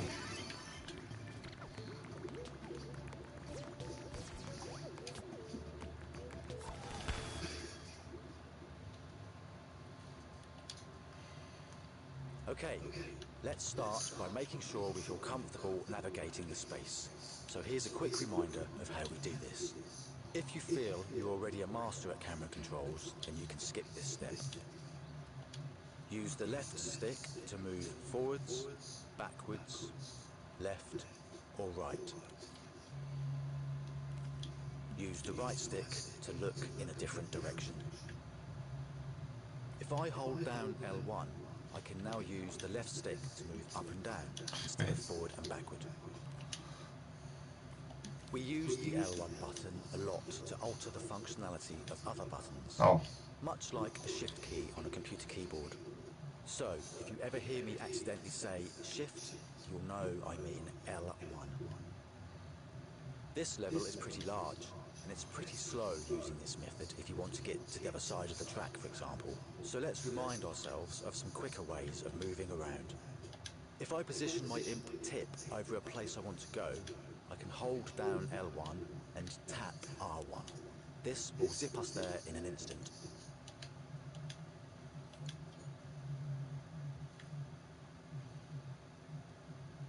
Finally, another useful method is to position your imp tip over a place you want to go to, just like before, except this time hold R1, which will lock your imp onto whatever you were hovering over. You can now use the left stick to zoom in and out and the right stick to orbit around the point you grabbed. Oh, yeah. Using this method, you can also use the motion sensor in your controller by physically moving the whole thing to orbit around the point you grabbed.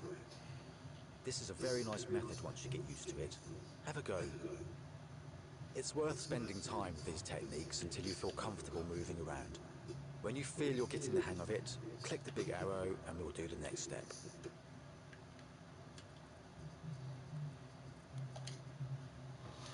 Okay, you should be confident about moving around with camera controls now. Yep. So let's start changing the actual scene. Yep, I am. Before we do that though, you may have noticed lots of these little bright cubes scattered around. These are gadgets. Logic. We don't need to see them for now, so let's hide them. Go to the menu, find the Show Hide button, and make sure electronics are turned off. That'll make things a bit clearer. Okay, let's start changing the track layout. In this step, I'll be talking about deleting, moving, and cloning. If you feel you're already a master of these techniques, then feel free to skip this step. Hello again. I know some of you out there like to be all neat and tidy, line things up, keep things at right angles, etc. If this is you, then you can use the various guides to make you feel less itchy. Grid Snap is most useful for this. Look in the menu under Guides. Turn on Grid Snap with X, and then you can make the grid coarser or finer. Now, when you move an object, you'll see that it snaps to a grid.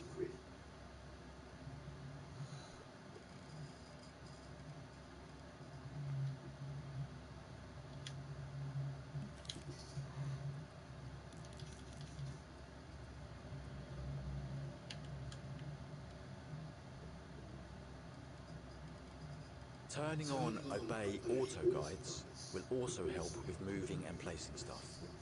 It literally means behave as you do in the home space. Depending on which item you select, it will try to make it easier to place for you. This behavior is determined by the creator of each individual item, with a gadget we'll discuss elsewhere. In most cases, it will make the object align to the surface of other objects. Go ahead, have a practice at using the guides, then when you're ready, we'll move on to the next step.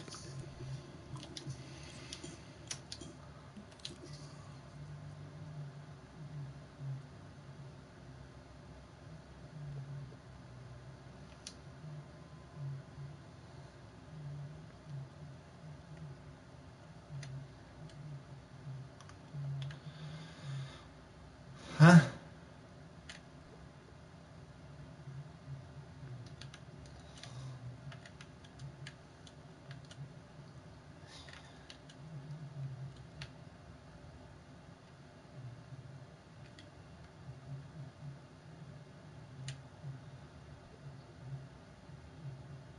I don't get it, but that's fine.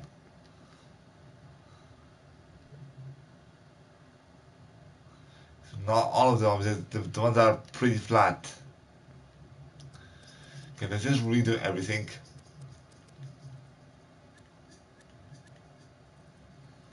Let's go. So, let's add some new objects to the scene without using the clone tool.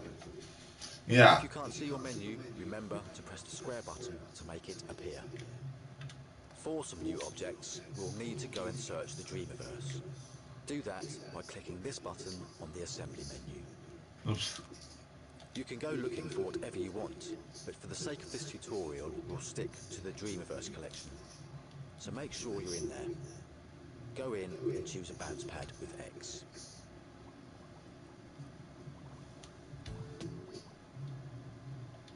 You can now stamp some objects into the scene using either X or R2, whichever you prefer. Let's turn on Obey Auto Guides, so it's easier to put these things on the floor. Go to the menu, select Guides, then Obey Auto Guides.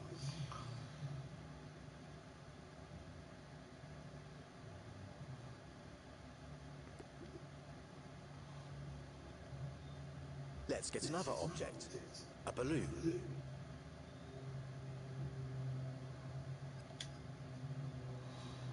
Now, make sure all the guides are off and stamp a balloon in the air.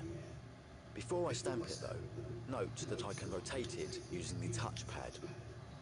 Just slide your finger on the touchpad in different directions to rotate it. While we're on the subject of rotating, let me show some other ways to do this. Try grabbing something by rotating.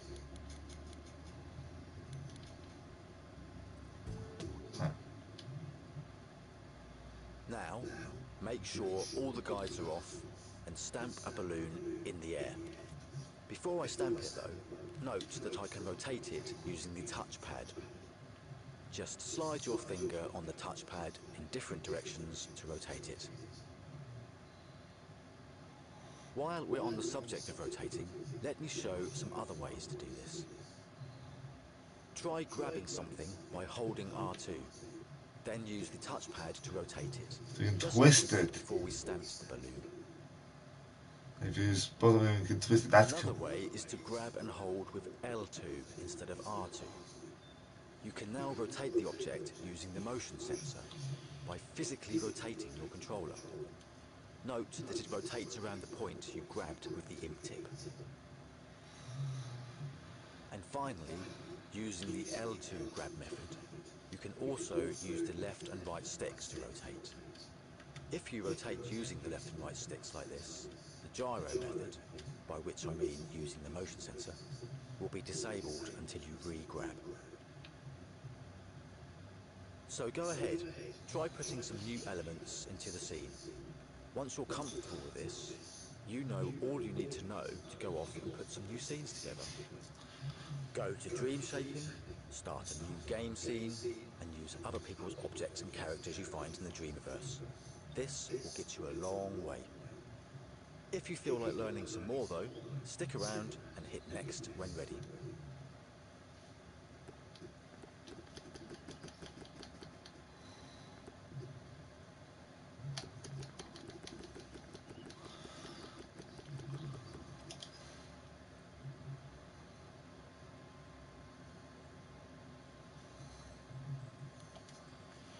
So, by now you know how to build a scene from scratch.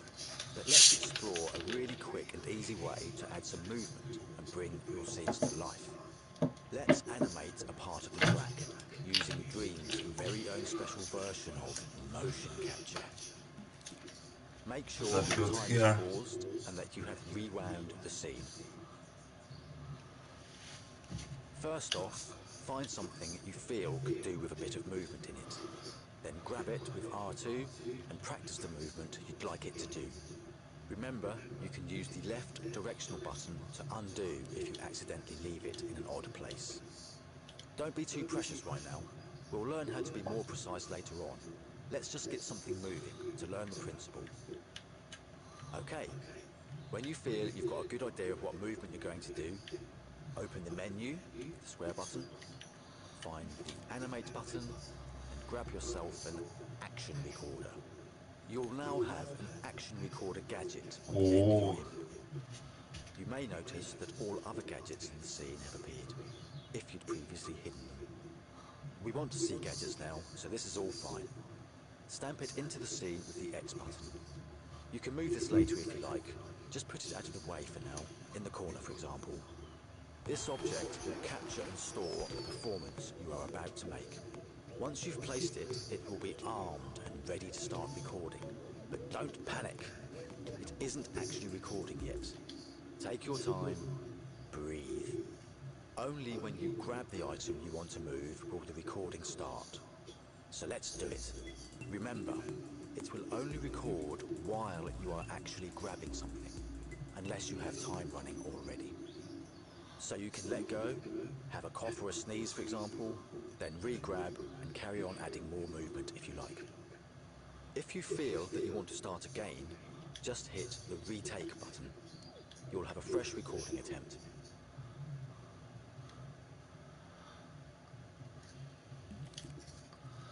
When you feel you're happy enough, press the stop recording button to finish capturing your moves. Congratulations! You just officially became an animator. Start time using this button, or use the R3 shortcut, and hey presto, movement. By default, things animated with this technique will loop forever. If you want to learn more about animating, then check out the animation tutorials. Now, not only do you know how to collage a scene together, you can animate it too. So there's really nothing to stop you making some great platforming style games now. Go on, have a go. Press next to learn about some more exciting stuff.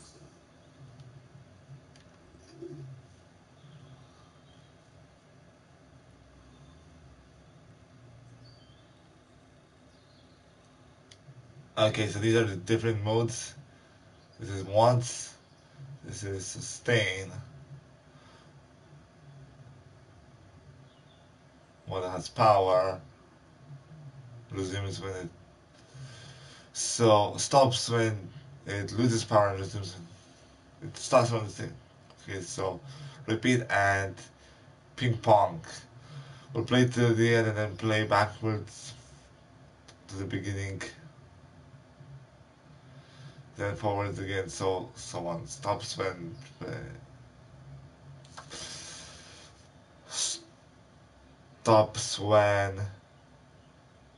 loses power and resumes. Okay, I like how everything describes. Then you can change the color of things, make it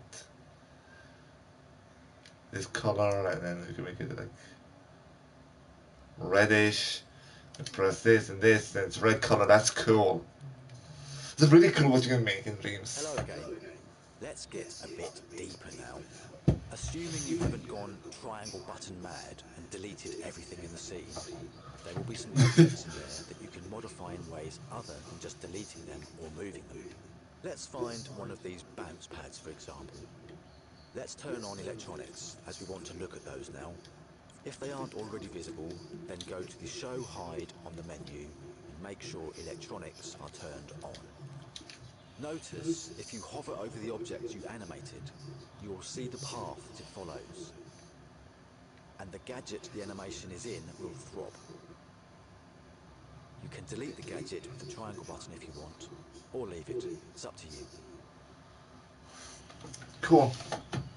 Position your imp's tip over the object and select it with X. You'll then see these contextual buttons appear.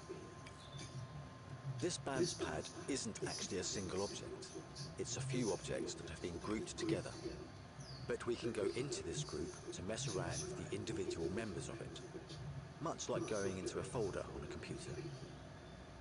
Press this button to scope into the group. You'll notice everything else go grey and blurred, except the things in the group. Yes, some of these things are still colourful. They're a special case, which we'll ignore for now. Pressing the Hide Everything Else button will make it super clear what is in this group, as it will hide everything else. We are now scoped into this bounce pad, and you'll notice that a gadget has appeared, which was invisible before. Gadgets will hide themselves unless you are in the same scope as them. There are exceptions to this, but we don't need to concern ourselves with those right now. So, you can go back or leave this scope by pressing this button in the corner.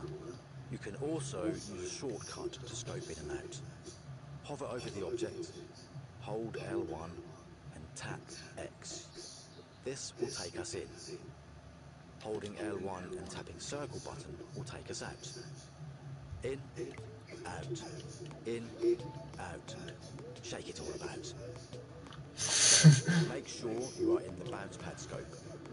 You should see this gadget, a microchip. You can recognize a microchip by this little symbol. We can look inside the guts of a microchip by either selecting it with X and using the Open Microchip button, or by holding L1 and tapping X. This will tunnel us into the microchip and reveal some of its inner workings on its circuit board. It's possible you may be looking at the back of the circuit board when you first open it. If that happens, then simply move your camera to look at it from a better position. Or you can also use the L1 plus R1 trick on the circuit board to quickly zip to a better viewing position. We won't concern ourselves right now with everything on this circuit board. Let's just try changing the value on this slider using X. This will affect how high the bounce pad sends the character. Try ramping it up, and then switch to play mode to try it out.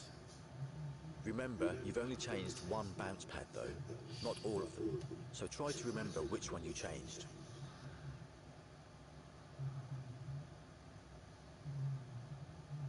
Come back into edit mode and locate the bounce pad microchip that you left open.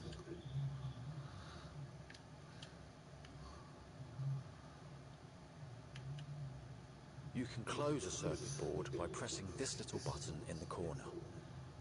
Or by pressing L1 and the circle. tip over the board itself, and pressing the L1 and circle button shortcut. But feel free to leave it open if you wish. You can happily scope out of the bounce pad, but leave the circuit board open. You won't need to scope in now to change the slider, but once closed, you'll have to scope in again to see the microchip and open it up. Lots of the items in this scene have a circuit board with a slider or two on them. So hunt around the scene, scope in, find them, experiment. Come back when you feel ready to learn some more.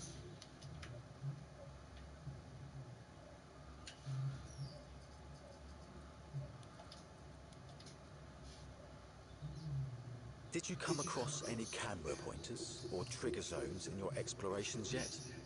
No? Then let's find one. There should be one right near the start gate.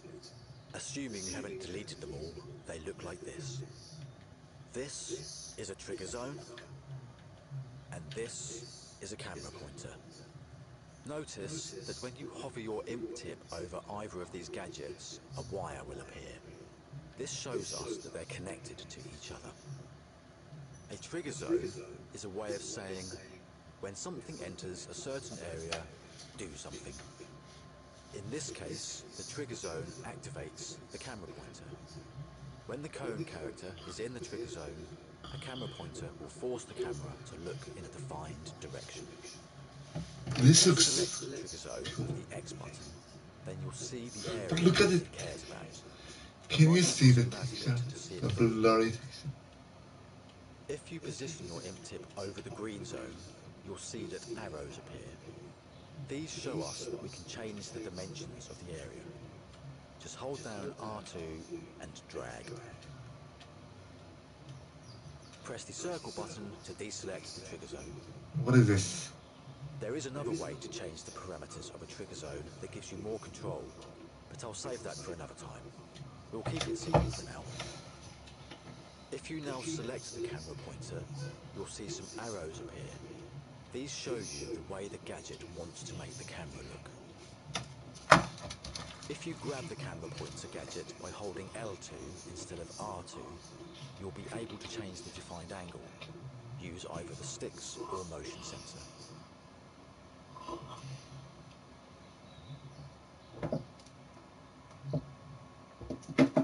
Let's look over here, and we'll see a trigger zone that has multiple wires coming off it. We can trace these wires to see what they are connected to. Handy little tip. If you use the L1 plus R1 trick on a wire, it'll take you to the other end of it. Very handy. We can see that we are connected to this large microchip. We'll take a look in there later. The other two wires are connected to camera pointers. If there's more than one camera pointer connected to a trigger zone, then the camera will blend between the two defined angles, based on how close the character is to each one. It's also worth noting, if you have a camera pointer in a scene that isn't connected to a trigger zone, then it will be on all the time and take away a player's ability to manually control the camera angle. When you feel that you've understood trigger zones and camera pointers, why not try adding your own somewhere? You'll find the bits you need under Gadgets in the menu. Trigger zones live in Sensors and Input, and camera pointers live in Cameras and Lighting. That's cool. Stamp them into the scene and connect them like so. Grab this little port with X or R2 and connect it to the power port on the camera pointer. Have a little play, and when you feel you've got it, we can move on to the next step.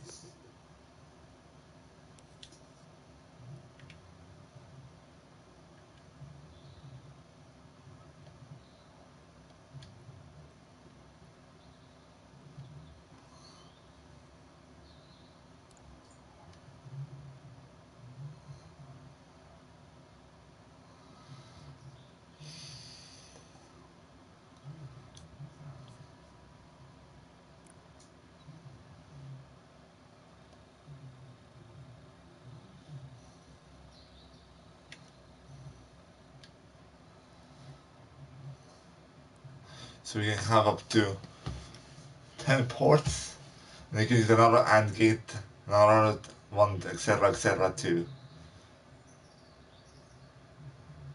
So what is this?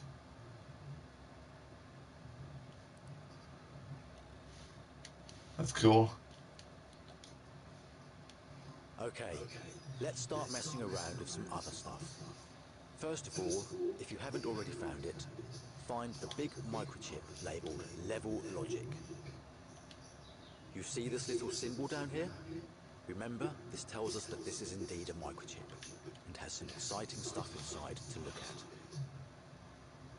To take a look inside, we can select it and press the Open Microchip button, or hover over it with your imp tip, hold L1 and press X.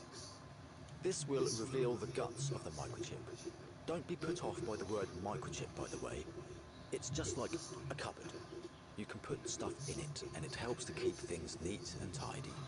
You can close it again by clicking the close icon, or by holding L1 and pressing the circle button, either on the chip itself or on the revealed circuit board. So let's take a look at what this microchip contains.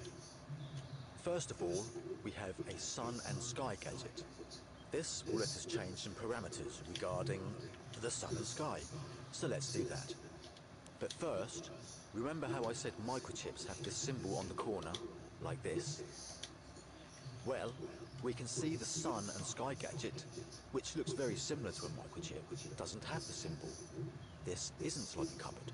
This is more like a cup in a cupboard. Are you keeping up with me? Feel free to go and get a cup of tea.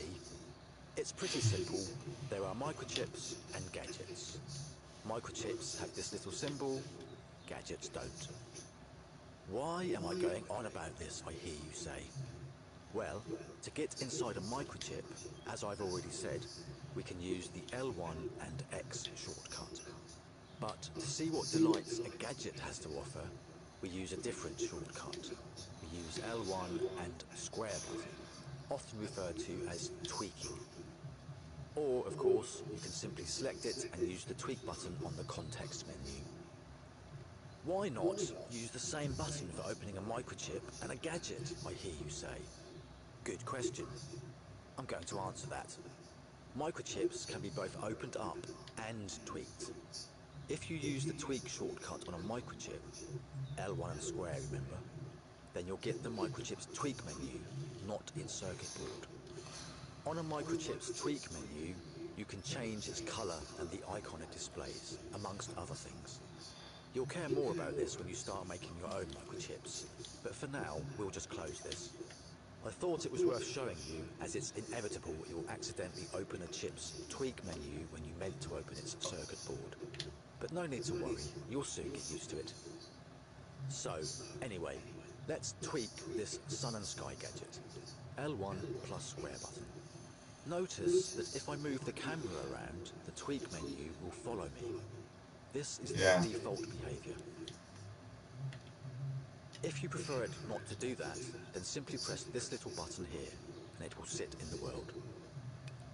This tweak menu has 2 pages. First page controls the sun brightness and color, etc. But let's look on the second page. Select this tab by pressing the X button with the imp tip. By holding down the X button and dragging these sliders, you can change the color and brightness of the sky. I can grab the whole menu by holding down R2 if I want to move it to see more clearly. Remember, X button to change something on a tweak menu, R2 to grab and move the whole menu. Let's change a few sliders and see what happens.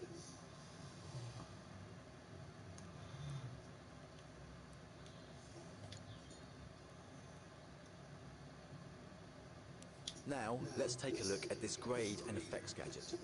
These apply effects and colors to the whole screen.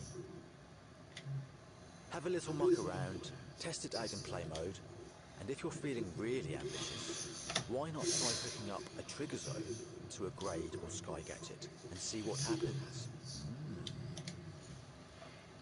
Note that if you have more than one grade or sky gadget in a scene, and they are active at the same time, they will average out their settings with the other gadgets of the same type. When you're ready, come back for the final step in this masterclass.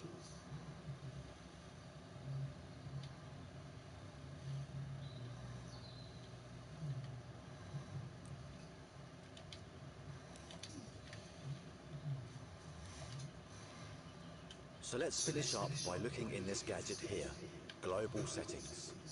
Remember, L1.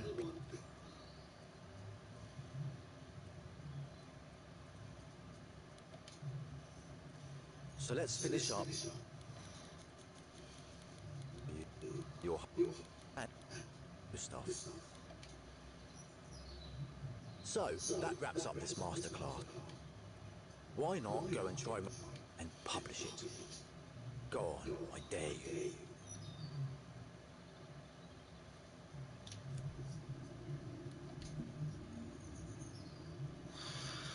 Well, I did everything technically.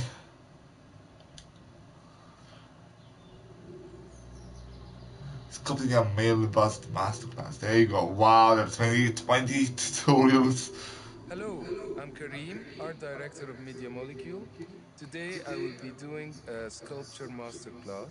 I'll be modeling a male bust and going through basic modeling techniques to block the general form of the sculpture and build up to more detailed techniques and more sculptural philosophies and attitudes to find your own personal style in Dream. I hope you find it inspiring for you to start sculpting and find your own style in Dreams. There are 20 parts And to now we begin sculpting. No, but yeah. The first phase is to block out the general shape of all the head and bust components. Here we go. This is a sculpture pedestal that I've made earlier for the purpose of this tutorial. Also, I've made the space around us and put in it some of my favorite sculptures for inspiration and reference. I've also pre-lit it with nice lights to help us sculpt in a nice Maybe you light. should come back to this Before we tutorial start the with sculpture, I would like to my motion recap that controllers. it's very important to have learned the camera controls.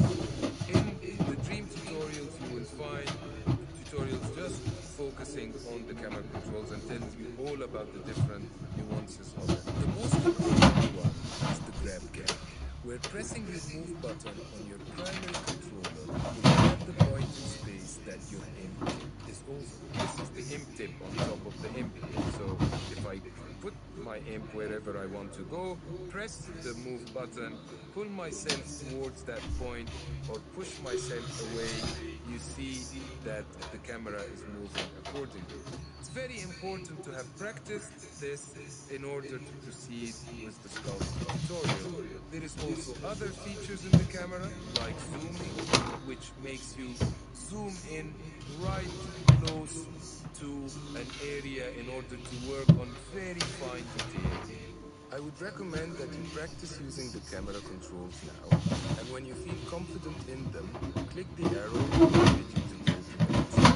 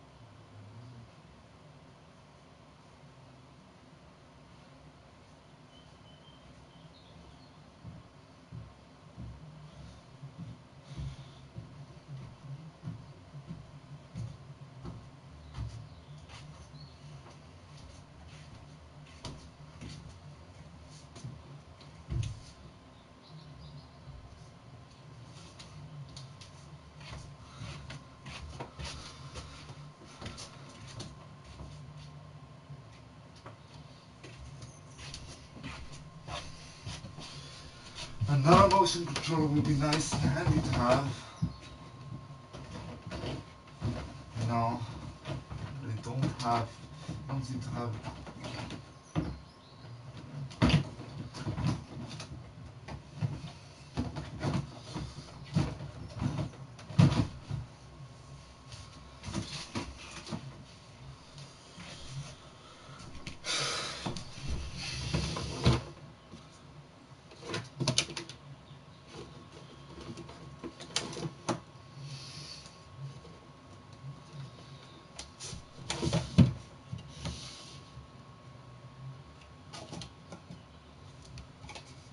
I don't seem to have a spare motion controller. Oh no, whoa, okay, I found it. I found a spare motion controller.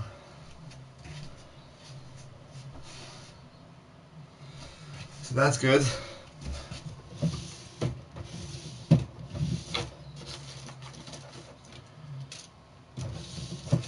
Alright, now that I have a spare motion controller,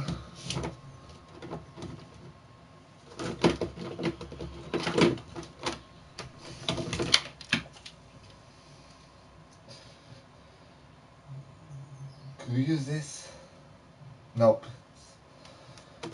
Not the right one. I'm gonna check it in here.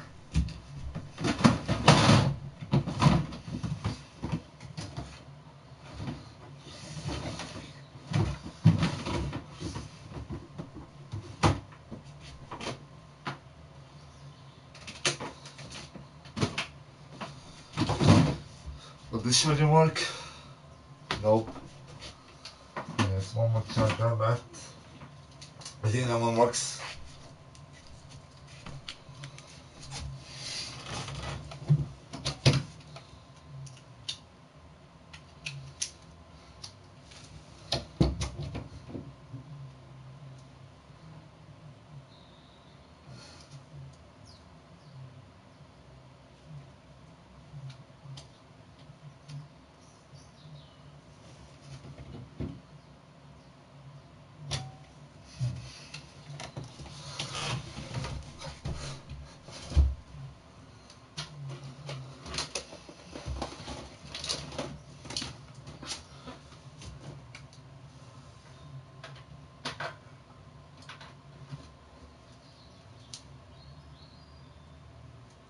Okay. Yeah, they both work, so that's a thing.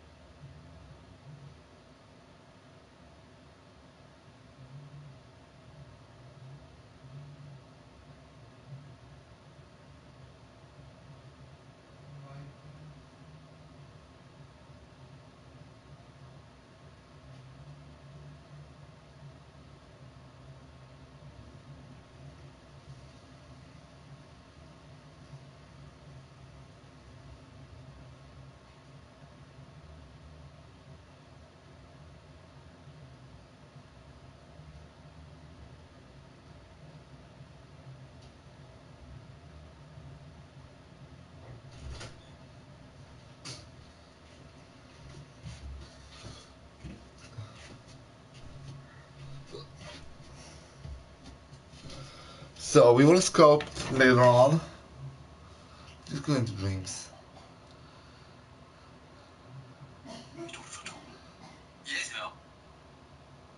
Stimmt, du durftest was einsprechen und daraus wurde dann Musik gemacht. Musik. Auch das ist ja möglich in Dreams. Genau. So wie ganz viele andere Sachen. Aber die letzte Beta, daran habe ich leider nicht teilgenommen. Ich habe aus Versehen schon mal gestartet. Ist okay, jetzt läuft auch schon ein kleiner... Ist es wieder deine Doku? Ist ja die nee, es ist nicht meine Doku, es ist anscheinend...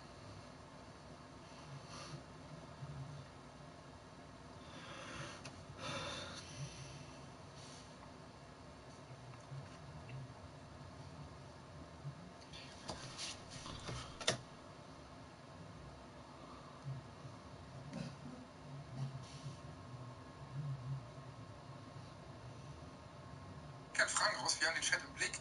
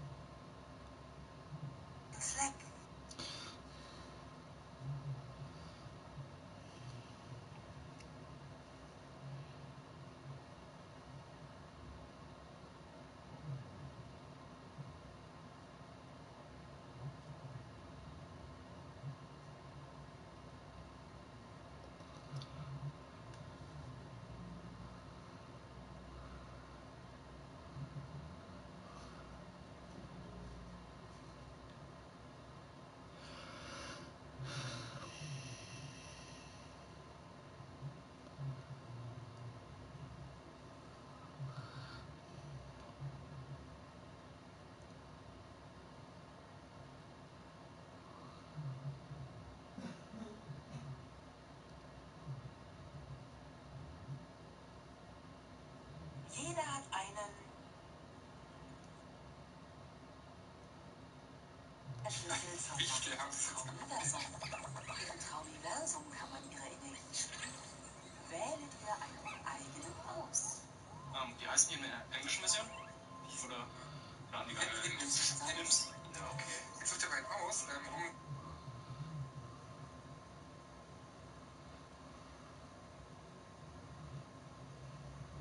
Sequenzen, Kunstwerke, Musik, all das.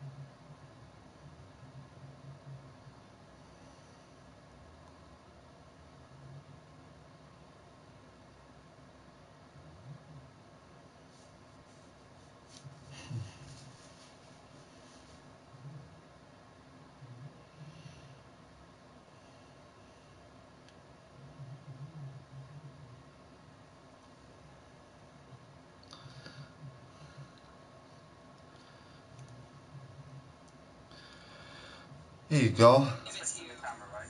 Yeah, that 15 seconds that you lost when you had to swap with Christoph. Pretend. You lived on a cow farm. There we go, that'd do. No.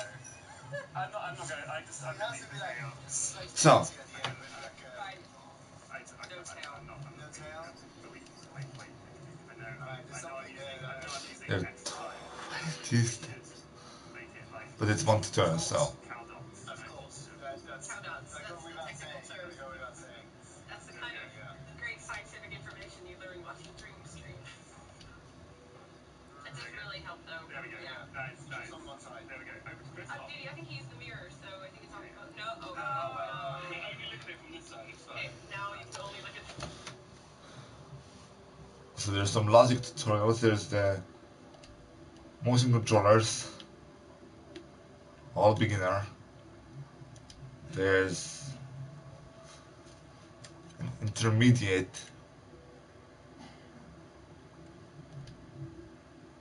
advanced,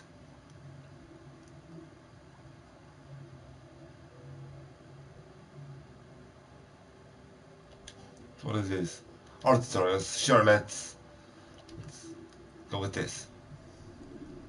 In this lesson, I'll show you how to sculpt your own objects from scratch, which will come in handy because Cuthbert's having a meltdown. Again. Fortunately, we can use the tools in sculpt mode to help get Connie to Cuthbert and escort him to safety. Sculpt mode. Go to the assembly menu, press the square button to open it if it's closed, and select the modes menu with the X button. Select sculpt mode with X. It's Okay, that's kind of cool. 3D shapes on it. Every time you enter sculpt mode from the modes menu, a new sculpture will be created. You'll also notice that when you're in sculpt mode, everything outside the sculpture will be blurred and grayed out. This is to help you focus on what you're creating.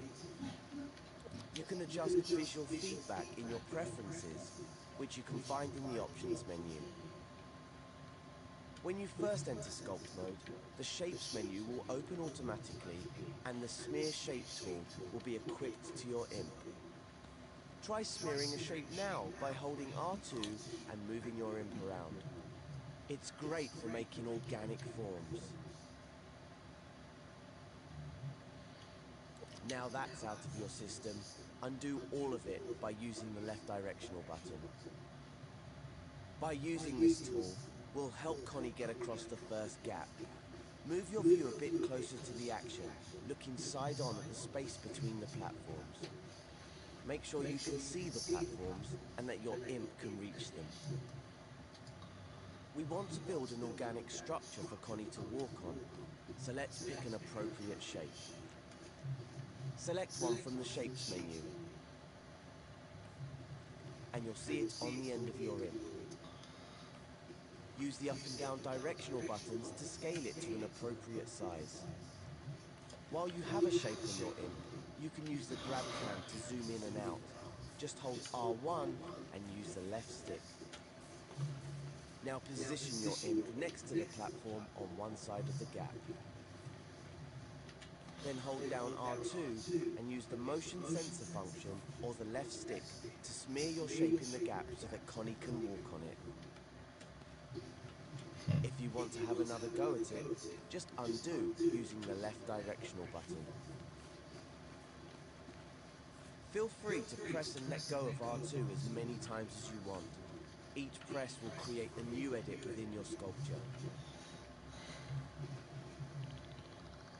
Bear in mind that all the edits you make are part of a single sculpture, even if they aren't connected. This means that in assembly mode, they'll behave like a single object. Why not try out different shapes to see what works best? Try holding L2 as you sculpt, and use the left and right sticks to rotate the shape.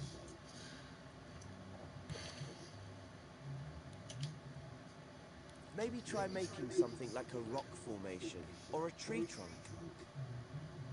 The cool thing is, sculpts are automatically physical, so they can be walked on by puppets like Connie immediately. When you want to try it out, switch to play mode in the options menu and get Connie to walk around on your sculpture. When you're happy to move on, go back to edit mode and proceed to the next step.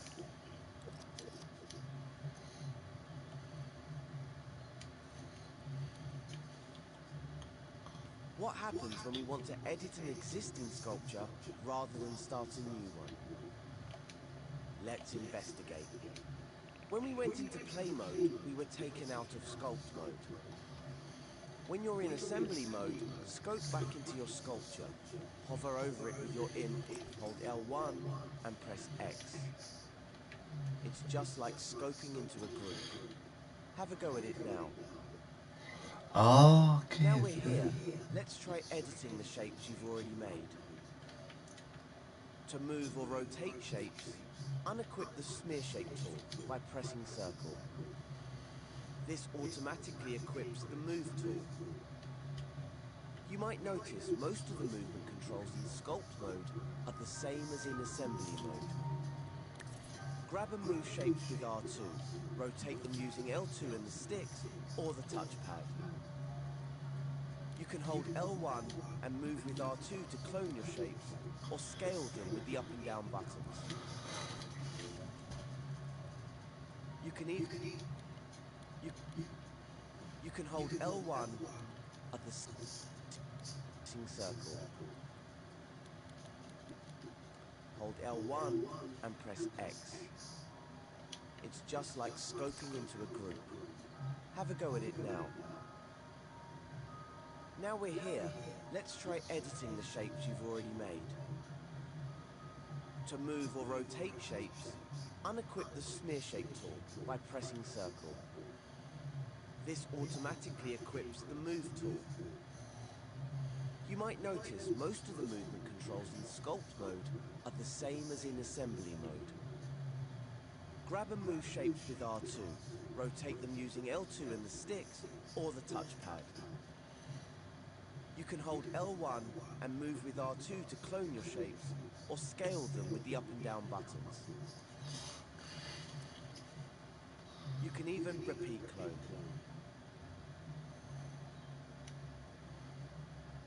But unlike assembly mode, you can't select things with X in sculpt mode. Now try moving, rotating and scaling your individual shapes. Because this will be... If you want to smear some shapes again, just go to the Sculpt Tools menu and select the Smear Shape tool. The icon is a row of intersecting squares. Now you can play around at sculpting with different shapes. Don't forget that you can undo and redo at any time. Alright, so it's just a way of creating. So instead of pressing R2, you can press the X. If you accidentally scope out, you can scope back into your sculpture by hovering over it with your imp and pressing L1 and X.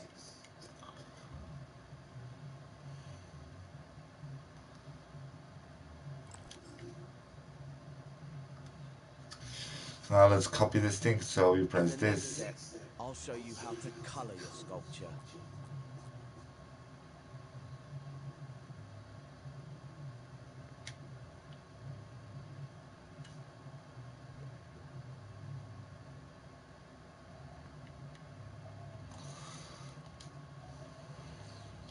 You've probably noticed by now that all your sculptures are orangey brown, like clay. That's the default color, but you can sculpt with any color you like. If you're in assembly mode, hover over your sculpture with your imp, then hold L1 and press X to scope back into it. Oh, so we're not moving there yet. Next, head to the colors section in the sculpt menu and press X over a color group to see the different shades. Choose a color, any one you like. And as if by magic, the shape on your imp is now the color you chose. Any new shapes you make will be that color, but the old shapes are still brown. Luckily, we can also color shapes after we've created them, using the spray paint tool. Go to the Sculpt menu and open the Tools section with X. Then select the Spray Paint tool, which has a spray can icon. Now your imp will have an outline of the current shape on its tip. Intersect the shape with your sculpture, and you'll see Where? change them appear on it. Hold R2 to apply the and open the Tools section with X. Then select the Spray Paint tool, which has a spray can icon. Now your imp will have an outline of the current shape on its tip. Intersect the shape with your sculpture, and you'll see the spray paint color appear on it. Hold R2 to apply the spray paint to the shapes. You can try out different colors and shapes to completely change the look of your sculpture. If you want to make it easier to keep your imp on the surface of the sculpture, you can use the Surface Snap guide. You can find Surface Snap in the Sculpt Guides menu. Select it with X to turn it on. There's a Guides menu in every mode, though not all guides are available everywhere. You can also change the finish of your sculpture using the Finishes menu. The Coat, Style and Effects tutorial has more on finishes if you're curious.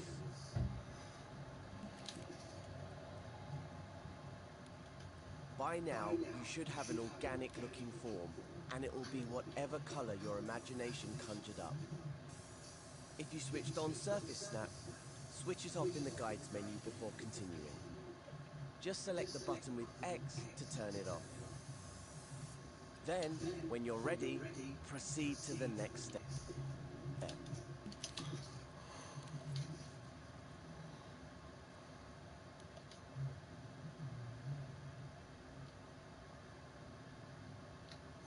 So we go to here, we go to colors.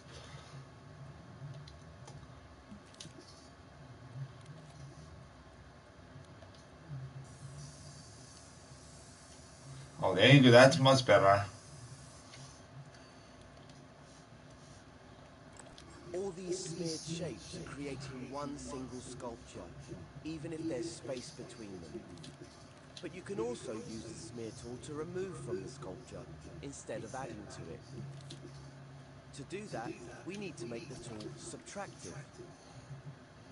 Scope into your sculpture if you haven't already with L1 and X.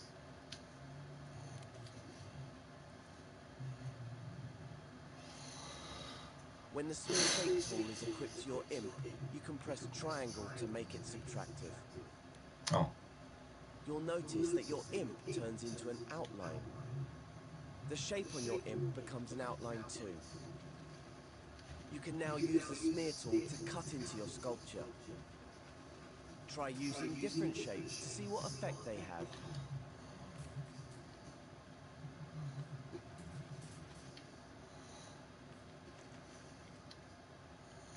For a really cool effect, try subtracting with a different colored shape on your imp. How good is that?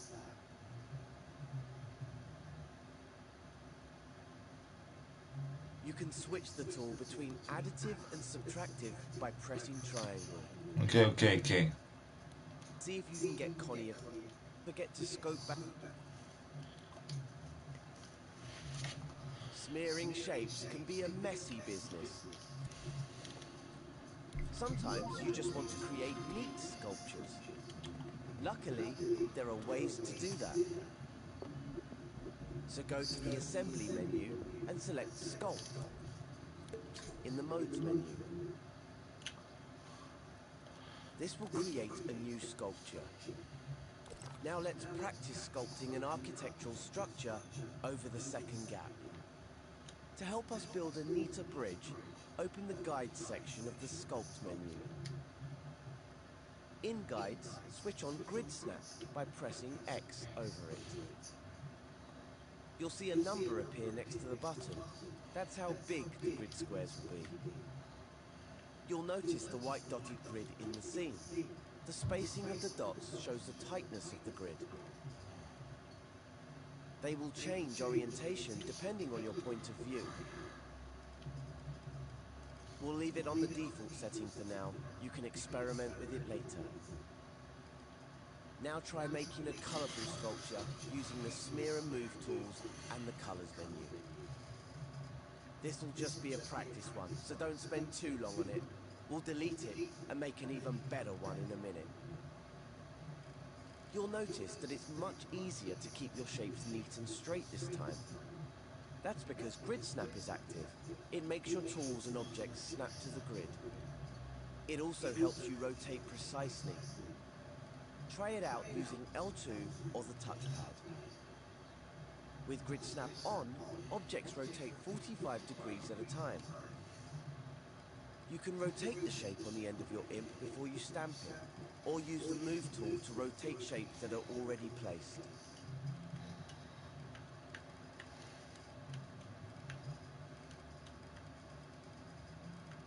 When you're comfortable sculpting with Grid Snap, continue to the next step.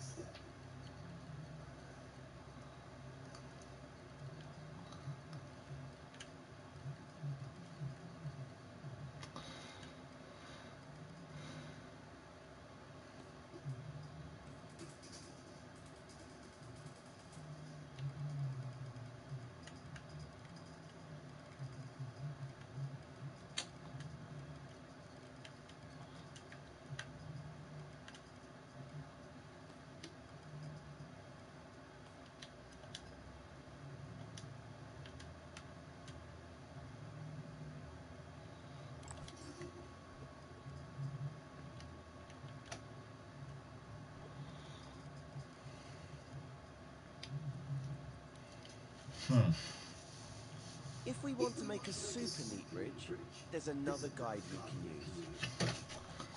If you're still in sculpt mode, scope out of it with L1 and circle.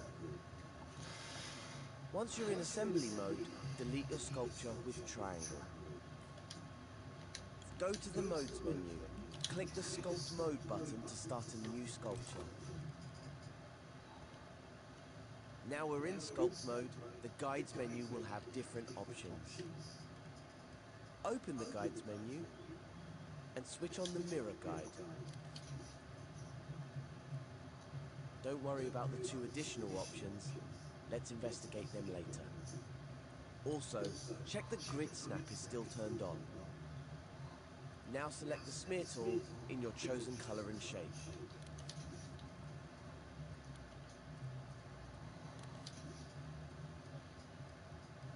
The mirror guide will always center on the first shape you make. That's why we started a new sculpture. Now, move your view so you can see all of the second gap, and your imp can reach it. If you need to, use the grab cam to zoom out a little from the shape on your imp.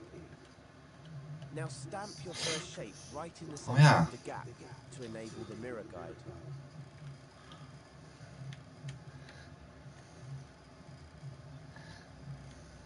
Then smear your shape from the center over to the edge of the gap where it meets the platform. You'll see that your sculpt is mirrored, so you only have to make half of the bridge, and it will be nice and symmetrical, leaving you to focus on making it fabulous. Carry on sculpting and carving your bridge until you're happy.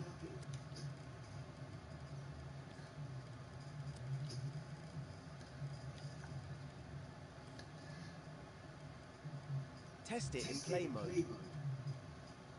And when Connie is over the second gap, return to edit mode via the options menu.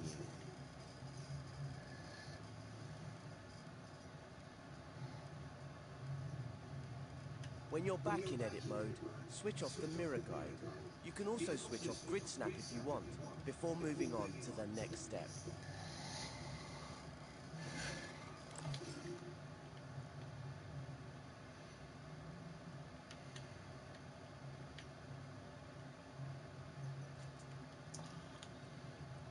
So what's the next step? Now we need to create a bridge across the last gap. For that, we're going to use the mighty stamp tool. First, we'll need to create a new sculpture by going to sculpt mode via the modes menu. Now that you're in sculpt mode, make sure you've switched off the mirror guide before you continue. You'll be equipped with the smear shape tool by default, so you'll need to switch to the stamp shape tool. You can find stamp shape in the sculpt mode tools menu, next to smear shape. Its icon is a simple square.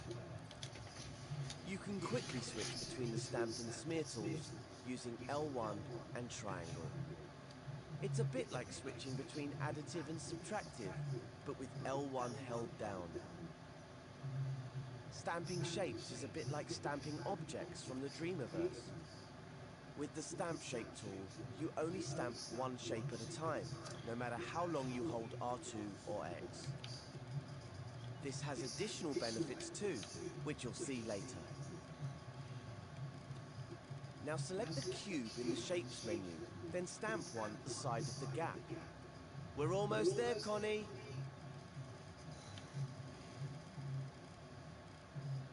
Open the Sculpt Tools menu again, and this time pick the Stretch tool. Its icon is a double-ended arrow.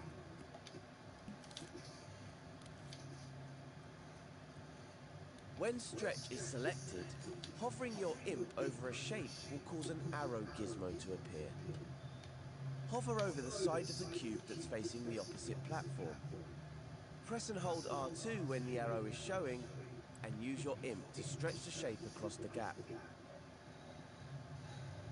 Nice. Let go of R2 when you're done stretching. It's not a very exciting bridge right now, but I've got something great to customize it with soon. You can stretch any shape you've sculpted, regardless of what shape it is. Spheres, cones, and even donuts can be stretched.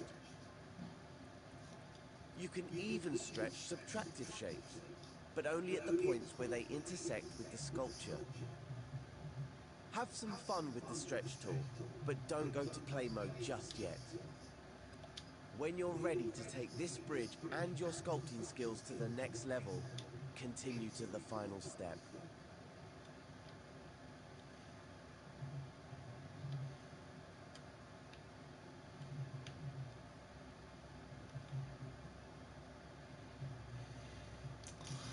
Okay.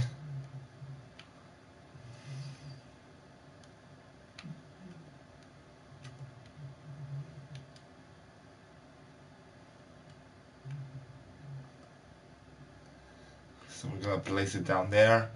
We're gonna press square, we're gonna stretch, we're gonna press square again, and then we're gonna just choose this side and stretch it out. Press square again.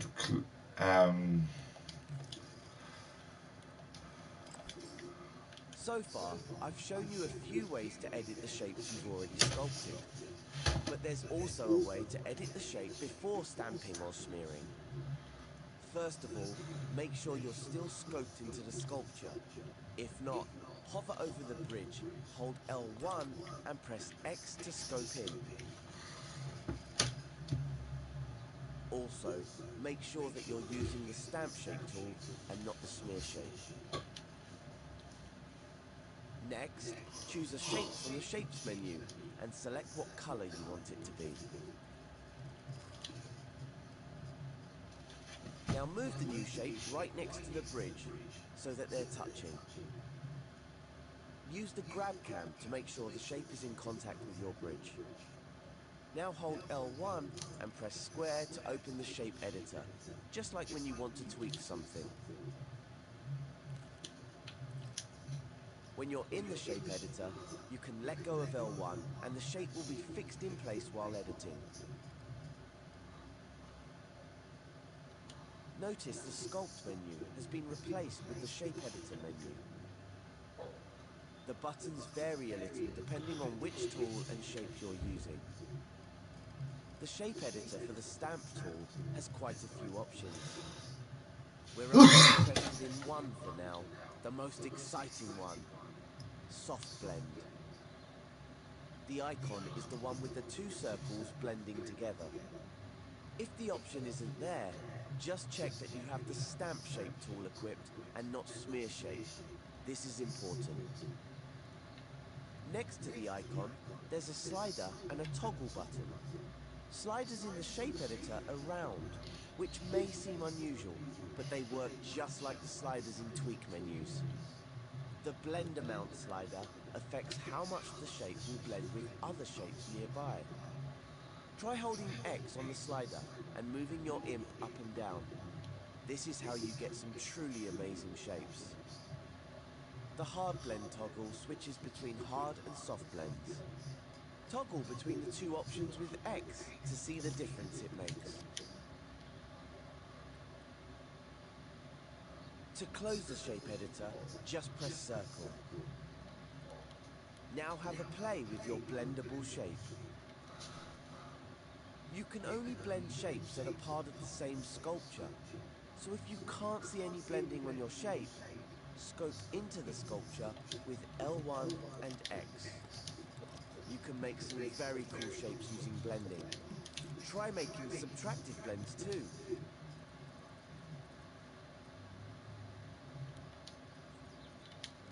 Experiment with different shapes and blends on your bridge. Make it really fancy. You can jump back into the shape editor with L1 and square. You can use the shape editor in any of the sculpting tools. Try using soft blend with the spray paint tool. To exit the shape editor and return to sculpting, just press circle. When you've got the hang of the shape editor and you're happy with your bridge, try it out in play mode and get Connie to Cuthbert. Take Connie through the door to finish the tutorial.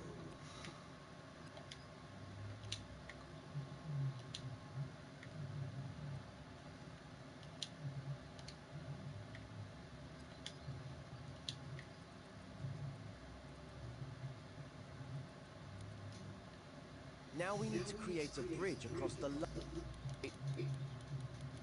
mode tools menu. Stamping shapes is a bit like stamping objects from the Dreamiverse. With the stamp shape tool, you only stamp one shape at a time, no matter how long you hold R2 or X. This has additional benefits too, which you'll see later. Now select the cube in the Shapes menu, then stamp one at the side of the gap. We're almost there, Connie!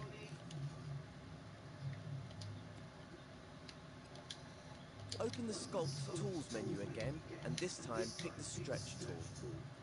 It's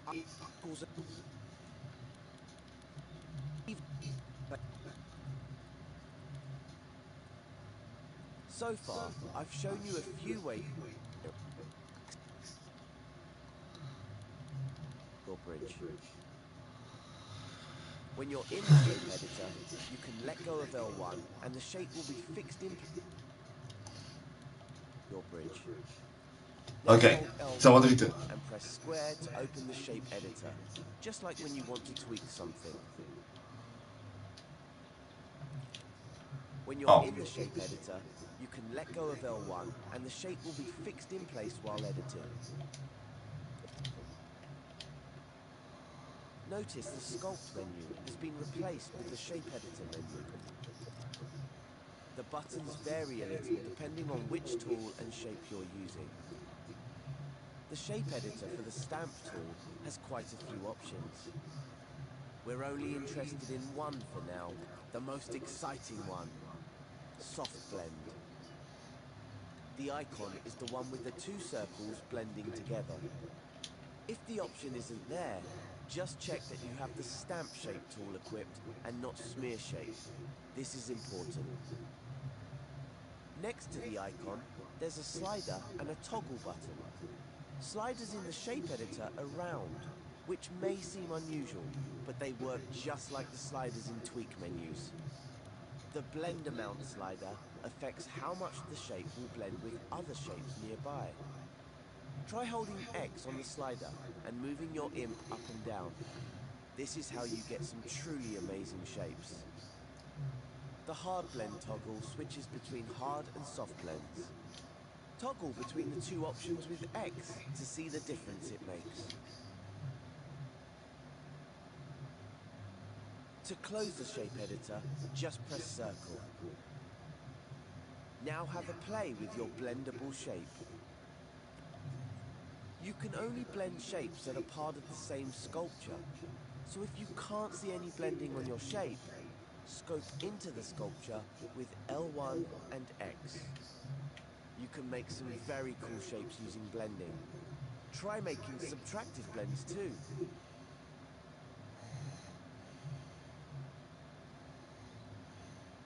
Experiment with different shapes and blends on your bridge. Make it really fancy.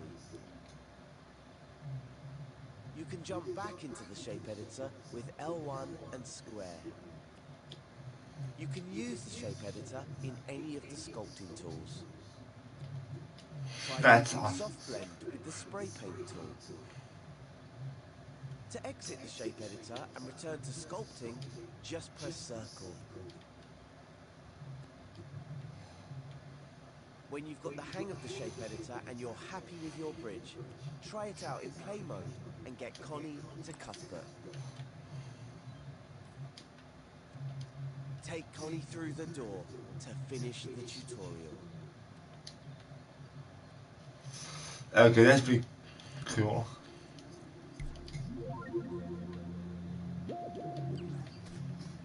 So possess her. That sounds kind of creepy. Possess her.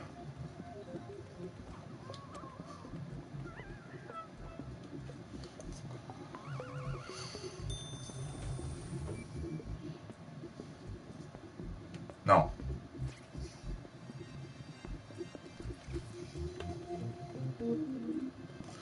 Alright, fine.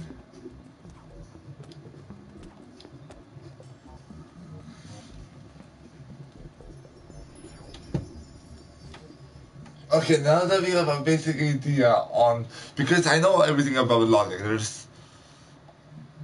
well, if not everything, I know a lot of things about logic, so.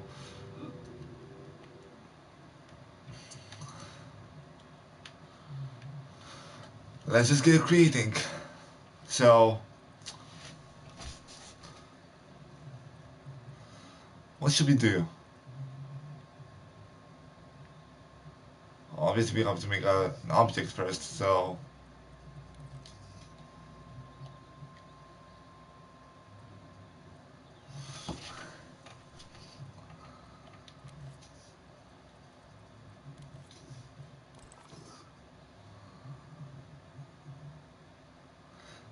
We're gonna go to here and use the grid snap. We're gonna place it there. We're gonna work from that object.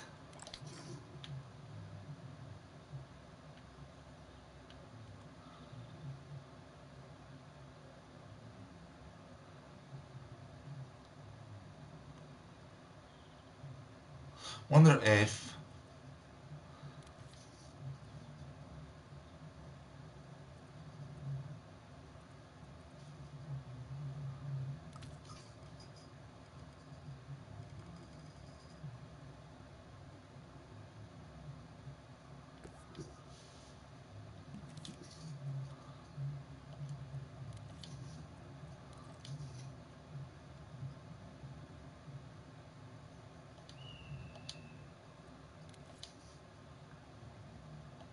oh.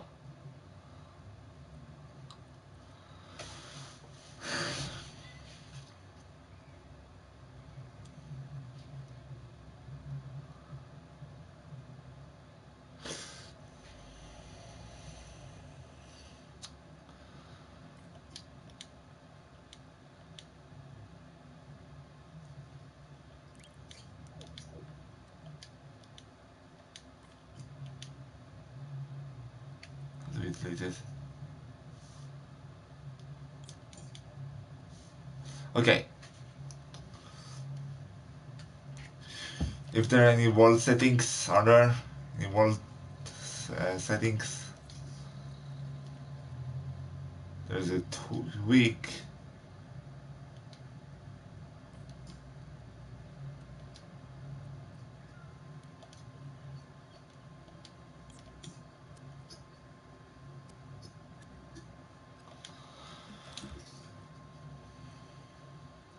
There's the hide. We want to get to this. Freeze. Scope the detail. What? Okay.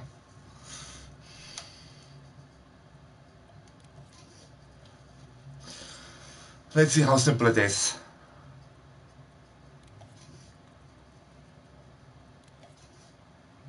I want to make a cube that shrinks and expands. So these are all the different logic gates.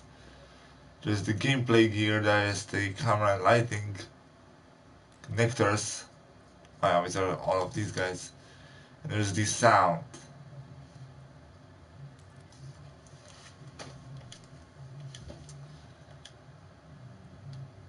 Movers and output. What was the destroyer? So just like in Little Big Planet, kind of.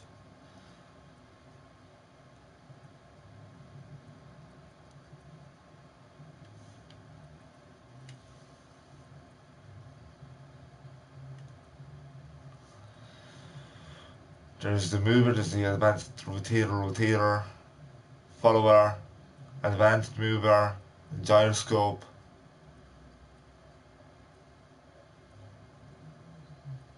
whoa, oh yeah, teleporter, the force applier, emitter. So it's just the logic is just like from Little Big Planet. That's the advanced or house modifier.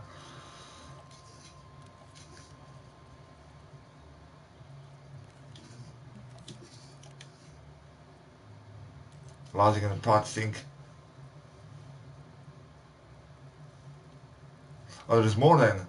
Okay, so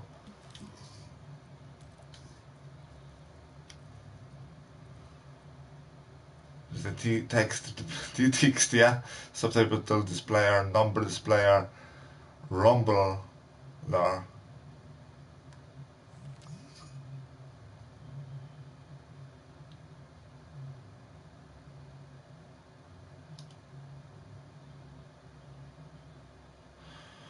A bit of rumble can give feedback and immerse your player in the action like an explosion, a thunderstorm.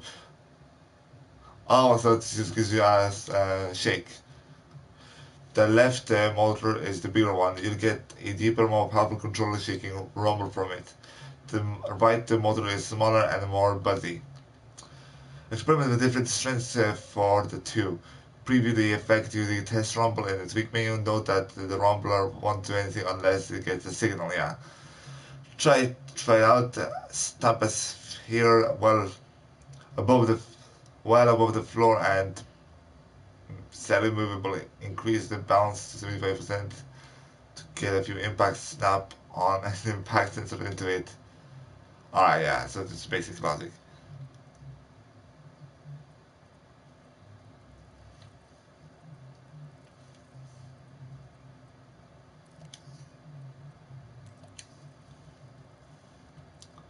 So there's a counter. Is this a counter or a timer? I think it's a count. Well, okay. There's the selector, which is really useful. The exclusive gate, which I'm hearing for the first time. There is the timer. The calculator.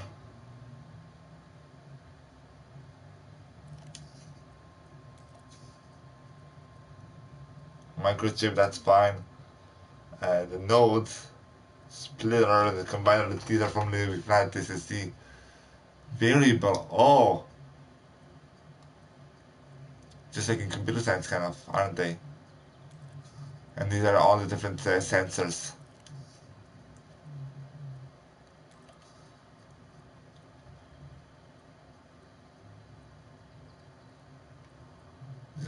points, see the score, global settings.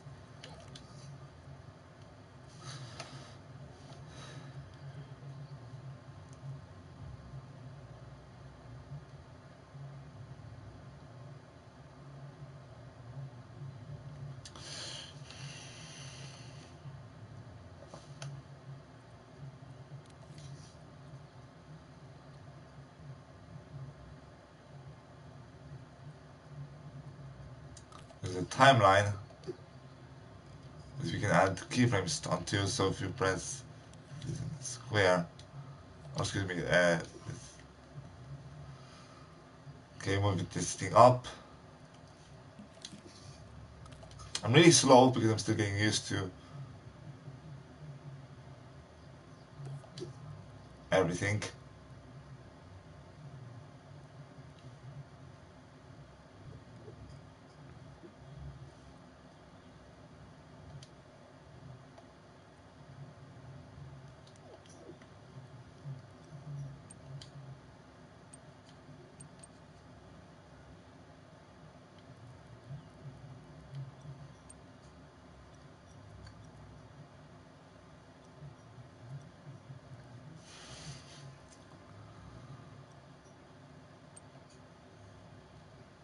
Good. So play with select with the X and drag left or right to move the player head.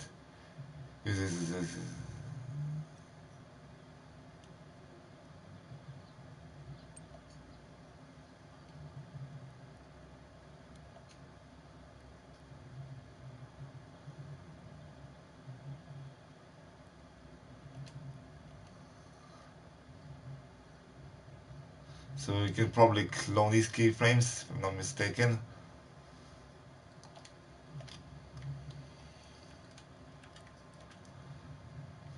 If we just select that.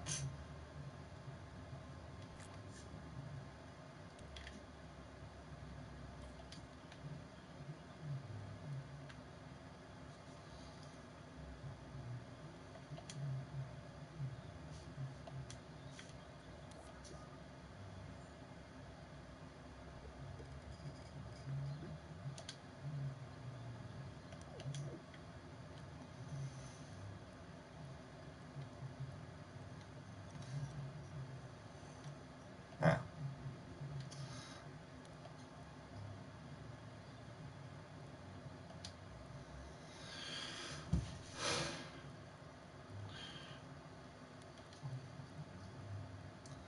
You can probably stretch it out somehow.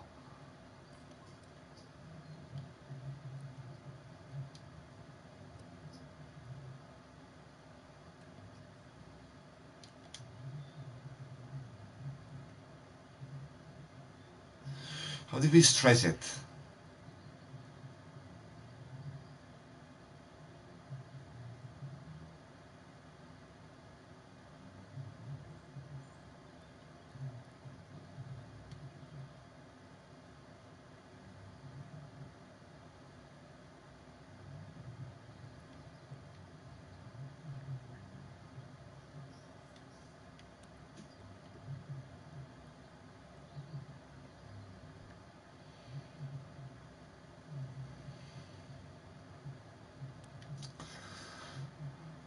Okay.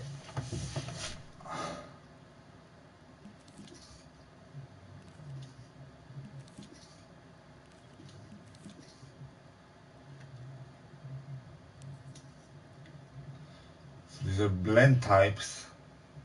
So there's the linear, there's the is and which.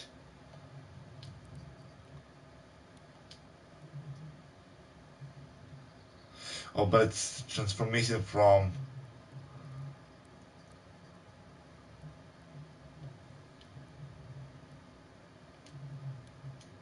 so it goes there instantly, but then it moves out in a linear way. Then there's the design. Is both. There's no sign.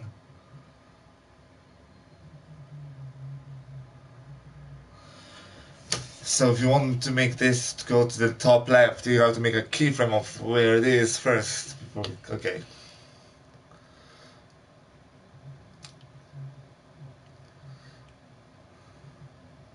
Okay, I think my motion controllers are fine for now. Let's just get back and save.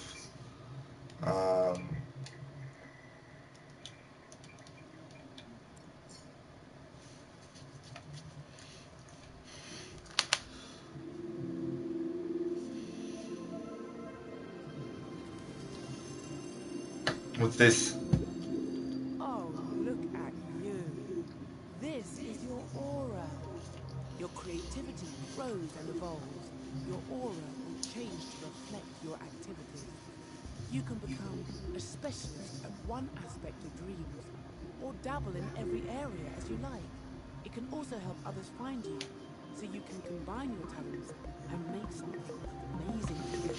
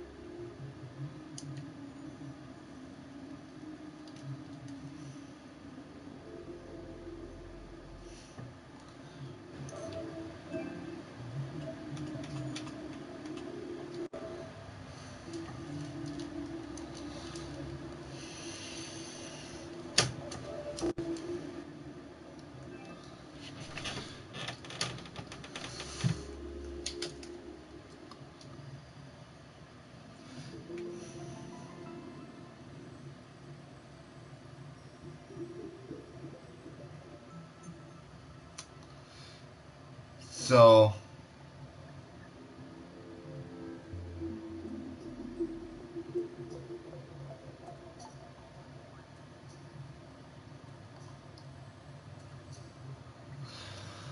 now that we have this guy, we can press the options. Because dream shaping, and then this guy, and then the motion controllers.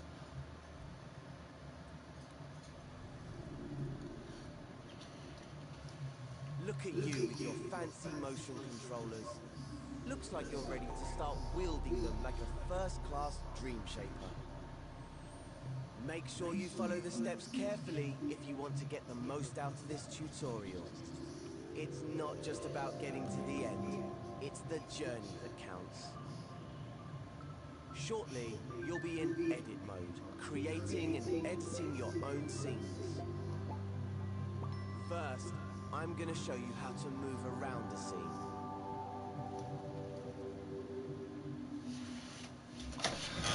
Welcome to edit mode. You can see that we're in edit mode because the assembly mode icon is in the top left of the screen. If you ever need to remind yourself of the controls, select that icon with the X button on your primary controller for a reminder. And select it again to hide the controls. To give you something to do, I've hidden a puppet somewhere in this scene, which we'll need in later tutorials. I've left some clues to help you find it. Before we search for the first clue, let's start by looking around. You'll notice that there are two imps in the scene tracking the movement of your motion controllers. If you can't see them, just make sure that you're in front of your PlayStation camera, then hold down the start button on either motion controller until the imps reappear. You can do this at any time to recalibrate your imps if they feel too close, too far away, or off-center. The primary imp is the one with the face. You control this imp with your dominant hand. You can set your hand movement in your preferences, which you can find in the options menu. Your secondary imp holds the assembly menu. Set it up by holding down the T button on your secondary controller. That's the one underneath that looks like a trigger. Try it now. You won't need it just yet, so go ahead and release the T button to hide it again.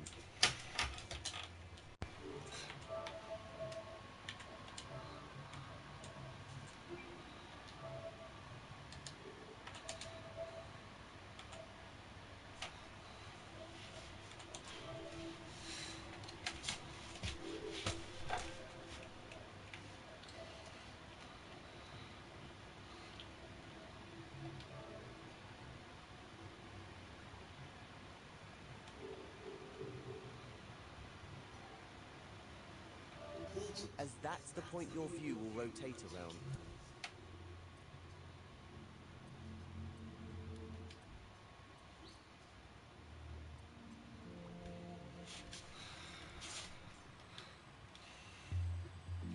Hello? Okay, I will be right back.